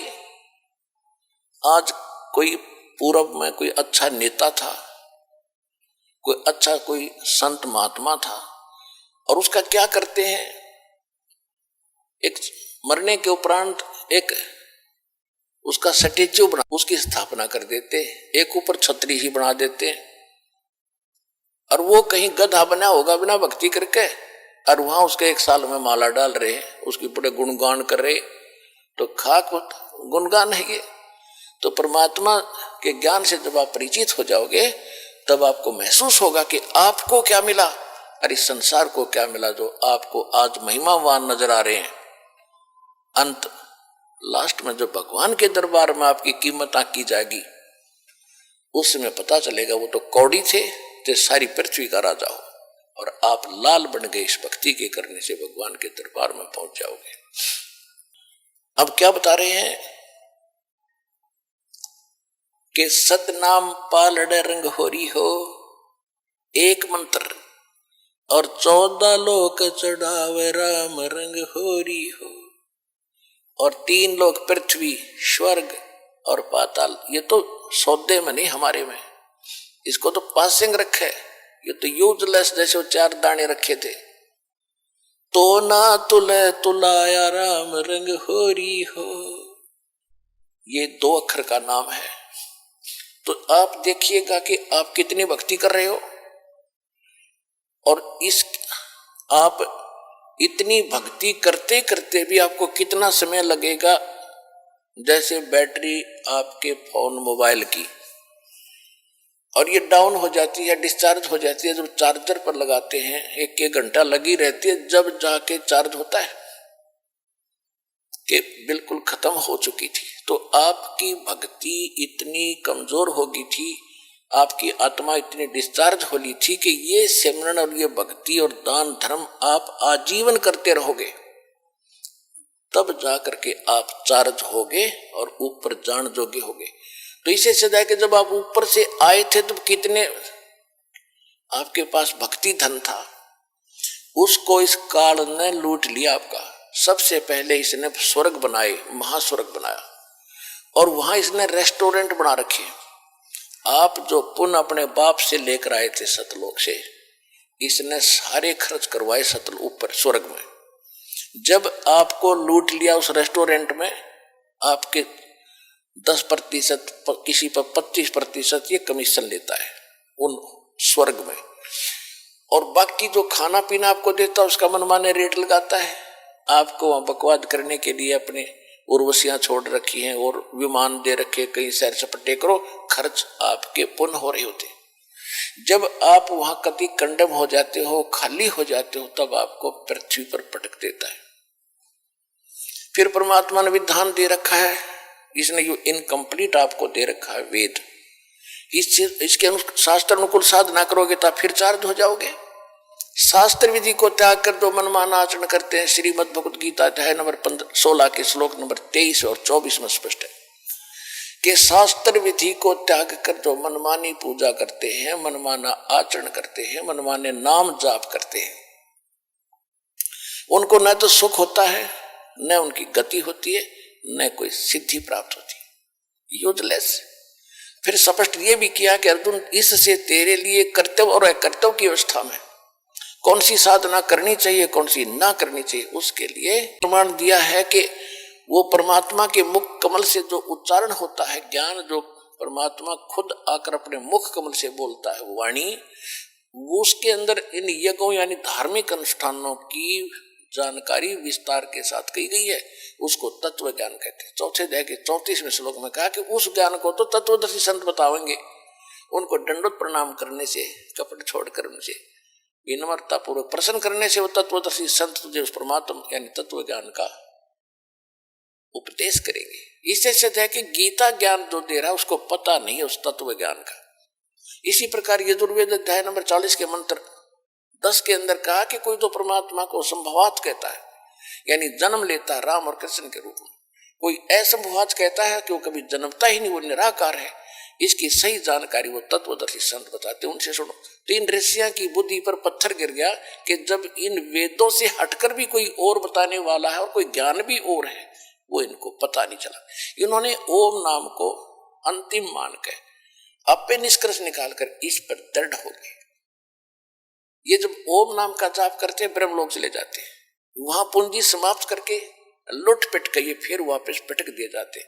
इसके दौरान जो पाप होते हैं वो पाप भी भोगने पड़ते हैं। यहाँ सभी कर्म आपको भोगने पड़ते हैं, पुण्य भी और पाप भी। केवल एक सत्य साधना जो दास आपको बताता है इस पृथ्वी पर और है नहीं, और ये गॉड गिवन है, परमात्मा कबीर जी की दी हुई है। इससे आपके पहले के पाप भी नाश होंगे, वर्तमान के भी नाश होंगे, और फिर आप सतलोक चले जाओगे, आपका पूर्ण मोक्ष होगा। तो ये क्या करता रहा अभी तक? इसने सबसे पहले आपको ऊपर रखा, वह आपकी सारी पुण्य जो वहां से लाए थे वो सारे लूट लिए, फिर आपको पटका पृथ्वी पर। फिर भी आपके कुछ पुण्य शेष थे तो सतयुग बनाना पड़ा भगवान ने आपके लिए कि जैसे कर्म आप लेकर उतरे हो उसकी व्यवस्था यहां अवश्य करेगा। अब एक बार देख लेना, आप सारे सतभक्ति पर लगोगे जो विश्व लग जाएगा। ऐसा वातावरण चेंज होगा इस पृथ्वी का, जगह जगह फलदार वृक्ष होंगे, भटकते फिरते हैं पेट के लिए, आप घर बैठे आपको वो सुख देगा, याद रखोगे, तभी भक्ति करेंगे, संतोष होगा। अब हम भक्ति उसी समय कर सकते हैं जब हमारी ये अन्य जो परंपराएं बेमतलब की, किसी गरीब व्यक्ति के 2 कन्या होगी, 3 होगी, उसका तो मरण हो जाता, भक्ति 100 कोस नहीं, कैसे ब्याहूंगा, दहेज के राक्षस तैयार बैठे हैं, पता नहीं कैसे बेटी पराई होगी, और फिर कोठी बंगले बनाने लगे, फिर कर्जा हो गया, उसके ऊपर टेंशन। तो ये सब समस्याएं समाधान होंगी, और परमात्मा जब आप भक्ति करोगे तो सतलोक से आपके हिस्से की इस पृथ्वी पर इस काल को देगा। ये तो भिखारी, इसके पास है नहीं कुछ भी। पुण्यात्माओं, आपने भगवान सुना था, जाना नहीं था। दास ने उस भगवान को जाना है। अब जैसे जब परमेश्वर कबीर जी एक कपड़ा बुनकर निर्वाह करते हुए लीला कर रहे थे, एक झोपड़ी में रहते थे, सुबह का आटा शाम का है तो सुबह का शायद ही होता, और उस समय वो प्रचार भी करते थे, जनता को समझाया करते थे अपने बच्चों को। वो तो एक लीला करने आए थे, आते ही हैं, ऐसे वो नियम है उनका, प्रत्येक युग में एक बार वो ऐसा करते हैं। तो उस समय एक निर्धन व्यक्ति हैंड टू माउथ कमावे और खावे, कपड़ा बुने, एक हफ्ते में कितना कपड़ा बुन देगा आदमी, 50 फुट भी ना बने, 20 फुट भी ना बने, और उसके बिकने के बाद वो मेन दाना मिलना था, बस उससे गुजारा कर रहा, और उसकी और ज्ञान सुनाते थे भगवान यही, क्योंकि तो उद्देश्य ये लेकर आते। तो उस समय उनका इतना विरोध कर दिया था हिंदू और मुसलमान के धर्म गुरुओं ने, ना वो ज्ञान से हारे परमात्मा कबीर जी, उनके पास कख था ही नहीं, परमात्मा के ज्ञान के सामने वो टिक नहीं पाए, ऐसा सॉलिड प्रचार था परमात्मा का, ऐसा ज्ञान था। और ना मारने से मरे, तब उन्होंने एक ऐसी युक्ति लगाई, घटिया षड्यंत्र रचा कि कबीर एक निर्धन व्यक्ति है, इसके नाम से झूठी चिट्ठियां डाल दो। किनके पास? उन महामंडलेश्वरों के पास, जिनके सैकड़ों शिष्य उनके आश्रमों में रहते, उस समय सबको चिट्ठी डाल दी कि कबीर नाम का एक सेठ, कबीर पुत्र नीरू, काशी शहर, और 3 दिन का भंडारा करेगा, भोज देगा 3 दिन का। और उसमें क्या क्या देगा? एक दोहर देगा, एक सोने की मोहर देगा। सोने की मोहर मीन यानी 10 ग्राम सोना, और एक दोहर, दोहर उस समय सबसे कीमती एक साल टाइप होता था। दोहर सर्दियों में ओढ़ने की बहुत बढ़िया चादर होती थी, सेठ लोग रखते थे उसको, आम आदमी दोहर प्रयोग नहीं कर पाता था। तो एक दोहर देगा दक्षिणा में, एक मोहर देगा। कोई शुद्ध सूखा सीधा चाहेगा, सूखा सीधा भी मिलेगा। सूखा सीधा बोले चावल, खांड, आटा, नमक, ये इस तरह की दाल, एक आदमी का जो मांगे मुझे सूखा भी दे, सूखा भी ले जाए। और ये तो देगा ही देगा, जितनी बार खाना खाओगे उतनी बार ही एक दोहर, एक मोहर देगा। तो ये लालची साधु संत ये लालची हो जाते कि घर से बाहर निकलने के बाद सब वस्तुएं चाहिए इनको। और जब उन ऋषि, उन मंडलेश्वरों को पता चला कि ऐसा दाव लगेगा, तो उन्होंने लूले लंगड़े सारे चेले ले लिए साथ में। अब चेलों को मिलेंगी खाने के बाद दोहर मिलेंगी, मोहर मिलेंगी, तो वो तो मेरी होंगी, तो प्रधानों का गुरु होते थे वह। तो इस करके सबको लटका लाए, लूंगे लूले लंगड़े को भी। 18 लाख इकट्ठे हो गए, 18 लाख। अब पुण्यात्माओं, अब गरीबदास साहेब परमात्मा से परिचित हो चुके थे। उन्होंने फिर उनकी कैसे चित्रार्थ किया कि सुबह सुबह जब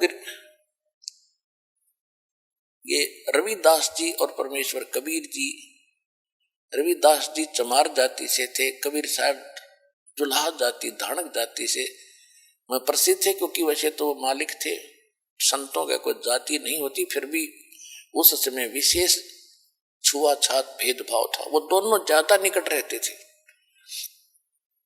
तो सुबह सुबह रविदास जी ने देखा कि ये क्या होगा, जहां तक नजर जावे जनता, 18 लाख आदमी थोड़े नहीं होते।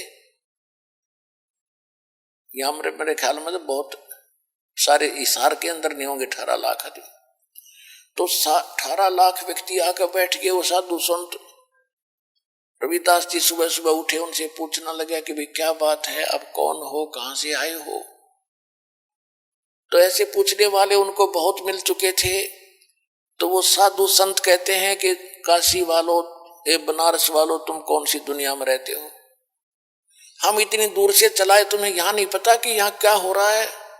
यहां एक कबीर नाम का सेठ है, पुत्र नीरू, कबीर पुत्र नीरू, और वो एक भंडारा करेगा, हम उसके लिए आए हैं, आज ही शुरू होने वाला है। रविदास जी ने कहा कि कौन? फिर कहना भाई कौन है, किसका नाम से हो रहा है? कि कबीर पुत्र नीरू और काशी बनारस।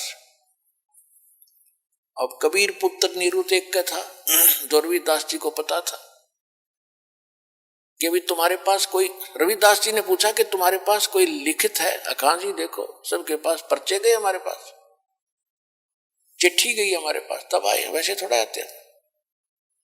रविदास जी ने जाके भगवान को बताया घर पे कुटिया पे कि महाराज अब काशी छूटेगी अपनी, इन्होंने तो जुल्म कर दिया, ऐसा जुल्म कर दिया कि अब हम यहां नहीं रह पाएंगे बनारस में। परमात्मा बोले क्या बात है कि ऐसे ऐसे बात होगी है। लाखों आदमी आए हुए हैं और सब ने चिट्ठी दे रखी है। इन झूठे लोगों ने ये हमारे साथ मजाक किया है, इन गुरुओं ने, मुसलमान और हिंदुओं ने मिलके, और बहुत लोग आगे हैं। परमात्मा बोले रविदास जी दरवाजा बंद कर बैठ जा अंदर, हम दरवाजा खोलेंगे नहीं, घर से निकलेंगे नहीं, रात होने दे, घर छोड़कर चला जाऊंगा मैं अपने बच्चों को लेकर, ये नहीं जीने देंगे यहां पर मेरे को। रविदास जी को तो वहां बैठा लिया अपने साथ, और परमात्मा पहुंच गए सतलोक में। संदेश कर दिया वहां से कि तैयार करो। सतलोक से 9 लाख बैलों, पहले बैलों से यातायात होती थी क्योंकि रास्ते नहीं थे, ना बैल गाड़ी चला करती थी, बैल आगे पीछे चलते थे, एक दूसरे का रस्सा बांधकर, और बैलों के ऊपर जैसे गधों के ऊपर थैले रखते हैं, ऐसे बैलों के ऊपर कमर पे थैले रख के उसमें ये बंजारे यानी व्यापारी लोग व्यापार किया करते थे। उसमें किसी में जैसे 100 बैल है, 100 बैलों में मनमाने एक मन वजन 1.5 मन तो डाल ही देते थे। तो कोई शक्कर डाल रहा है, कोई चावल ला रहा है, तो ऐसे लाते थे पहले। इनको बंजारे बोलते थे। बंजारे यानी जो बनज करते हैं, जो सौदागर होते हैं, उनको उसमें बंजारा कहते थे। और बंजारों के लिए साधन ये बैल ही होते थे। बैलों के ऊपर सामान रख कर आते जाते थे, जिस कारण से परमात्मा ने एक बंजारे का रूप बनाया, केशव नाम रख लिया। और सतलोक में गए, आदेश पहले दे दिया था कि सामान बना बनाया बैलों के ऊपर, बैल उन जीवात्माओं को आदेश दिया। अब यहां आप देखते हो कि परमात्मा का सारा ही उसका लोक है। और वहां जाके भगवान ने 9 लाख बैलों पर बड़ा बड़ा सामान रखा, और उसमें 10-20 हजार वो खाना खिलाने वाले सेवादार भी ऊपर से ही आए बंजारे बनके। और काशी में आगे 1 सेकंड में, 1 पलक में, गरीबदास जी ने लिखा है 1 पलक इतनी होती है, सतलोक से नीचे उतर गए सारे के सारे, और इतनी दूर से फिर चलते हुए आ रहे। बिल्कुल समय पर वहां लगा कर टेंट तंबू और भंडारा शुरू कर दिया। सिकंदर लोधी दिल्ली का बादशाह, जो परमात्मा के से बहुत प्रभावित थे, उनको बहुत से सुख दिए थे, उसको भी शेख तकी नाम का एक धार्मिक गुरु था, जो कबीर परमात्मा का विशेष विरोधी था। और वो सिकंदर लोधी दिल्ली के बादशाह का खास धर्म गुरु था। तो उसने एक चिट्ठी सिकंदर लोधी दिल्ली के बादशाह को भी दे दी थी कि आपको आपके गुरुजी बुला रहे, भंडारा कर रहे। अब उस चिट्ठी को पाके वो भी पहुंचे, वहां जाकर देखा भंडारा चल रहा था।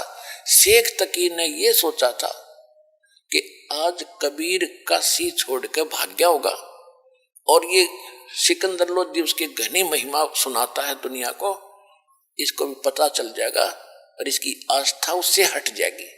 और शेख तकी इसी ताक में रहता था, किसी प्रकार राजा का मन उससे हटे और मेरी तरफ जुड़ा रहे। ईर्ष्या थी उसको। जब वहां जाकर देखा भंडारे चल रहे हैं, कोई खा रहा है, कोई लड्डू, जलेबी, कचौड़ी, पकौड़ी, दही बड़े, जो कुछ मांग रहे, जो खाद्य पदार्थ होते हैं, खांड, घी, देसी हलवा, पूरी और खीर, चावल, सब कुछ बना बना कर टेंटों के अंदर से भक्त ले जा रहे हैं और बांट रहे हैं।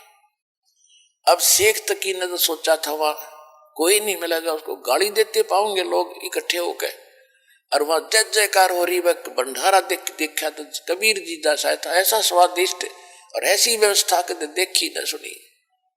पास बैठों को सबको जहां बैठे हुए भोजन मिल रहा है, और चलते हैं जब एक दोहर एक मोहर वो साथ मिल रही है। अब शेख तकी की तो मासी मरगी, वो तो बैठ गया पेट कलेजा पकड़ के, क्यों तो अब भी नहीं भागा। अब सिकंदर लोधी ने पूछा कि ये कौन व्यवस्था कर रहा है, तो खाने वालों ने बताया कि एक टेंट में बैठा व्यक्ति वो व्यवस्था कर रहा है। वहां परमात्मा दूसरे रूप में बैठे थे, एक सेठ के रूप में, बंजारा केशव नाम रख के। सिकंदर लोधी ने कहा जी प्रणाम। अखा जी प्रणाम, आओ, आप कौन हो? सिकंदर लोधी ने पूछा कि मेरा नाम केशव है राजन, आप कबीर जी के क्या लगते हो? सिकंदर लोधी ने प्रश्न किया। परमात्मा केशव ने कहा कि मैं उसका पगड़ी बदल मित्र हूं, वो मेरा यार है, और उसने मेरे पास एक चिट्ठी डाली थी कि मित्र एक छोटा सा भंडारा करना है, कुछ सामान लेते आइएगा। तो उसके आदेशानुसार मित्र के लिए मैं ये भोजन भंडारा करवा रहा हूं। अब शेख तकी ये सुना कि ये तो यूं कह रहे छोटा सा भंडारा है, इसको 18 लाख व्यक्ति भोजन खा रहे। उसका तो और घड़ों पानी गिर गया। तो फिर सिकंदर लोधी ने पूछा कि भगवान कहाँ है, कबीर साहब कहाँ है? वो नहीं आए क्या? मेले में जहां भंडारा चल रहा है वहां नहीं आए हैं क्या? तो केशव रूप में बैठे परमात्मा ने कहा, जब उनका दास बैठा है, उनका मित्र बैठा है, मालिक के आएंगे जब आ जाएंगे, उनका मूड होगा, हम जो आदेश था हम उसका पालन कर रहे हैं। सिकंदर लोधी ने सोचा भाई पहले दर्शन करूंगा गुरुजी के और फिर भोजन खाऊंगा। तो झोंपड़ी पर चले गए, हाथी पर बैठे बैठे, सैनिक साथ में थे। अब सिकंदर लोधी हाथी से उतरा, दरवाजा खटखटाया, आवाज लगाई कि गुरुदेव दरवाजा खोलो। अब रविदास जी ने कहा कि महाराज वो तो यहां भी आगे दिखे। परमात्मा बोले भाई कोई बात ना, बेइज्जती कर लेंगे, दरवाजा नहीं खोलेंगे जब तक पार बसाओगे। दूसरी बार फिर कहा कि परवरदिगार दरवाजा खोलो। तीसरी बार कहा कि दरवाजा खोलो आपका। तो परमात्मा ने पूछा कौन है भाई? कि आपका दास सिकंदर दिल्ली से आपके दर्शनार्थ आया है, दर्शन करना चाहता हूं। तब परमात्मा ने कहा कि राजन आज ये दरवाजा नहीं खुल रहा है, मैं तो बेइज्जती कर दी ने, ये मुझे जीने नहीं देंगे। मैं तो आज इस काशी में हूं और घर छोड़कर अपने लेकर परिवार को कि कहीं दूर बसूंगा जाके, ये मुझे जीने नहीं दे रहे महाराज, मैं दरवाजा नहीं खोलूं, मेरी तो बेइज्जती कर दी ने। सिकंदर लोधी कहने लगे भगवान आप मुझे नहीं बहका सकते, आप किसी और को बहका सकते हो, मैं आपको खूब जान चुका हूं। आप स्वयं अल्लाह की जात हो, आप स्वयं अल्लाहु अकबर हो, आप खुद इलाही हो, आप सर्वशक्तिमान हो। हे परवरदिगार एक बार दर्शन दे दो मुझे। इतना अधीन जब हुआ तो कहा रविदास खोल दे खिड़की। दरवाजा खोला तो मुकुट समेत दंडवत प्रणाम किया सिकंदर लोधी ने परमात्मा की चरण और कहा कि हे परवरदिगार आप तो, आपको कोई अगर आपको पहचान ले फिर तो समस्या हल हो जा, आपको पहचानना ही कठिन है। आपने वहां रंग लगा रखे भगवान, आपकी जय जयकार हो रही है, 18 लाख व्यक्ति जीवने लग रहे हैं और सभी ये देखना चाहते हैं कि कौन है वो महान आत्मा, कौन है वो सेठ कबीर, उसके दर्शन तो कर ले जिसने ऐसा भोजन करा रखा है। आपके दर्शन करना चाहते हैं, उनका कल्याण हो जाएगा, एक बार दर्शन दे दो उनको। कहते हैं परमात्मा खड़े हुए वहां पर, जो ही झोंपड़ी से बाहर आए आकाश से एक मुकुट आया, सुंदर मनोहर मुकुट, और ऊपर से फूल बरसने लग गया आकाश से परमात्मा के ऊपर, कबीर साहब के ऊपर। सिकंदर लोधी ने हाथी पर बैठाया परमात्मा को और साथ में रविदास जी को।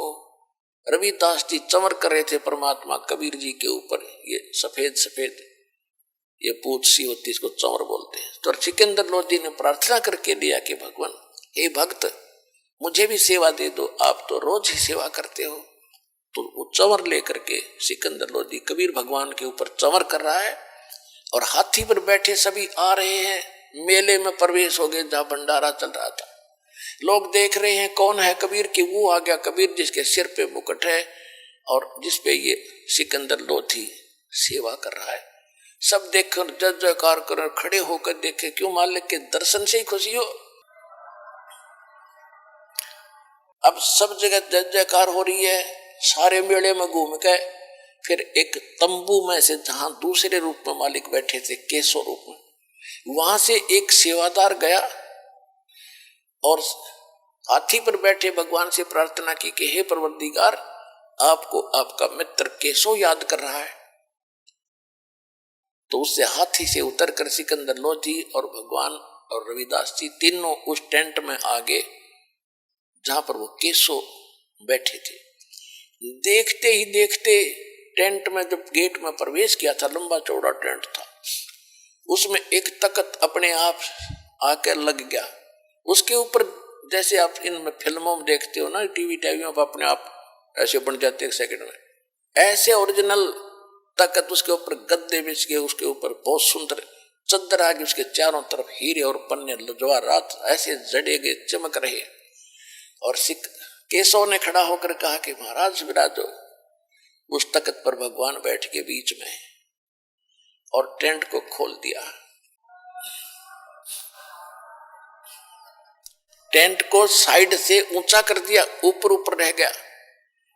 और फिर 4 पहर तक, 8 पहर तक, 24 घंटे तक केशव प्रसन्न कर रहा है और कबीर जी उत्तर दे रहे हैं। यानी 24 घंटे परमात्मा ने सत्संग सुनाया। जो भक्तात्मा, जो दूर दूर से साधु संत आए थे, भक्त आए थे, और मोहन भोजन खिलाया 3 दिन तक, और 24 घंटे लास्ट में सत्संग सुनाया। तो मालिक के सत्संग को सुनकर लाखों की संख्या में परमात्मा के शिष्य बने। तो परमात्मा ने एक तीर में कई शिकार करे। एक तो उनकी फड़क निकाल दी जो भगवान के पीछे पड़ रहे थे। उधर से वो जो जैसे पुण्यात्मा हो, आप हो, आपके और भाई बहन हैं, कोई जगन्नाथ पर जाते हैं, कोई अमरनाथ पर जाते हैं, कोई राधा स्वामी पर जाते हैं, कोई धन सतगुरु पर जाते हैं, कोई निरंकारी के, या कोई वैसे मंदिर माताओं की पूजा करे।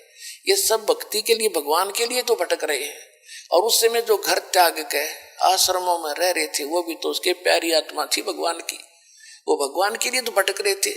3 दिन अपने बच्चों को वो भोजन खिलाया, और उनके 10-10, 20-20, 50-50 वर्ष के वो सोना चांदी दो न जाते बेची होंगी, कि ये खा पी लेंगे भूखे मराण गंदे लोक में। इन पार तो जब होना है, जब कलियुग का यो समय आना है, तब तक भी उनको राहत देंगे, दोबारा पहला नाम देंगे, उनको चार्ज करके चलेंगे। तो भगवान आपके लिए कैसे भटक रहे हैं? तो अब जब वो 18 लाख व्यक्तियों को प्रसंग जो दास आपको आज क्लियर करना चाहता है, यदि तुम सभी उसके लिए तड़फोगे, भक्ति करोगे, जब 18 लाख आदमी, काशी में तो मेरे ख्याल में आधा भारत 18 लाख को नहीं खिला सकता था उस समय, एक दिन में एट ए टाइम। और जब सतलोक से उनके लिए भेज दिया, तो यह 7 अरब हैं, 8 अरब हैं हिंदुस्तान, पूरे संसार की आबादी, उनको खिलाते उसने के देर लगेगी अगर आप भक्ति करोगे। तो ये वो भगवान है।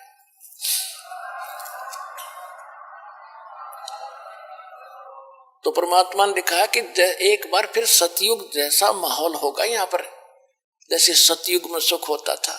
तो वो आएगा कहां से? आपकी भक्ति के कारण आपको भगवान सतलोक से भेजेगा, और यह सारे ठाठ करेगा। कोई चिंता, कोई टेंशन उस भक्त को नहीं रहेगी जो सच्चे दिल से भगवान की भक्ति करेगा। कबीर साहब की यह सत भक्ति। ये दास जो ये वचन बोल रहा है, ये किसी डूम भाट के गीत नहीं है, ये भगवान की बताई बातें हैं। और अभी आपको इतना लाभ नहीं मिल रहा, इसका कारण ये है कि अभी आप इतने दृढ़ नहीं हुए हो और इतनी भक्ति नहीं कर पाते हो जितनी मालिक चाहते हैं। क्योंकि सबसे पहले मर्यादा, आप यहां से जाते हो, गांव में, घर में कोई ना कोई समस्या ऐसी काल पैदा करवा देता है, आपका नाम खंड हो जाता है। और परमात्मा कहते हैं गरीब दास मैं क्या करूं, यो कहते हैं अनंत कोट बाजी तहा मन रचे सकल ब्रह्मंड, गरीब दास मैं क्या करूं यो काल करे जीव खंड। परमात्मा गरीबदास महाराज जी को, उस प्यारी आत्मा को बता रहे हैं कि गरीबदास जी को बता रहे हैं कि मैं इतना समर्थ हूं, मैंने सारे ब्रह्मांड रच रखे, अनंत कोट बाजी तहा मन रचे सकल ब्रह्मांड, और गरीब दास मैं के करूं यो काल करे जीव खंड, कि ये काल मेरे से इनको तोड़ लेता है, इनका नाम खंडित करा देता है। यदि ये नाम पर डटे रहे तो न सारे सुख दूं, न मोक्ष दूं, तो अंत में भगवान भी दुखी हो जाता है कि मैं क्या करूं, ये खंडित करवा देता कोई न कोई बकवास करवा के, फिर मैं नहीं कर सकता, इनको कोई लाभ नहीं दे पाता, जिस कारण इनको अविश्वास हो जाता है, फिर ये मुझसे दूर चले जाते हैं। और फिर तो सदा दुखी रहना ही रहना इनको, मेरे से दूर होकर के फिर सुख कैसा। तो पुण्यात्माओं, सबसे बड़ा काल ने अब ये जाल फैला रखा है कि आपका नाम खंडित करा देता है।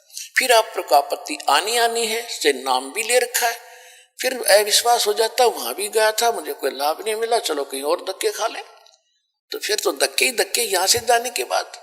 लेकिन इस ज्ञान के बाद आपको ऐसा विश्वास हो जाएगा जैसे काग जहाज का, फिर सूझ जाए और न ठोर। तो दास आपको पहले ज्ञान कराता है, फिर आपको नाम देता है, और फिर आपको समाधान भी देता है भगवान, फिर आपका मोक्ष ऐसे हो। तो परमेश्वर ने कहा था कि कलयुग जब 5500 वर्ष बीत जाएगा, उसके बाद पूरे विश्व में सतयुग जैसा व्यवहार होगा, सतयुग जैसे विचार होंगे, और पूरी सृष्टि पूरा विश्व नाम लेगा मेरा। और मेरे बच्चों को फिर लाखों करोड़ों अरबों की संख्या में, खरबों की संख्या में अब परमात्मा पार करेगा। अब दृढ़ता से लगे रहना दास के विचारों पर विश्वास करके, ये भगवान के विचार है।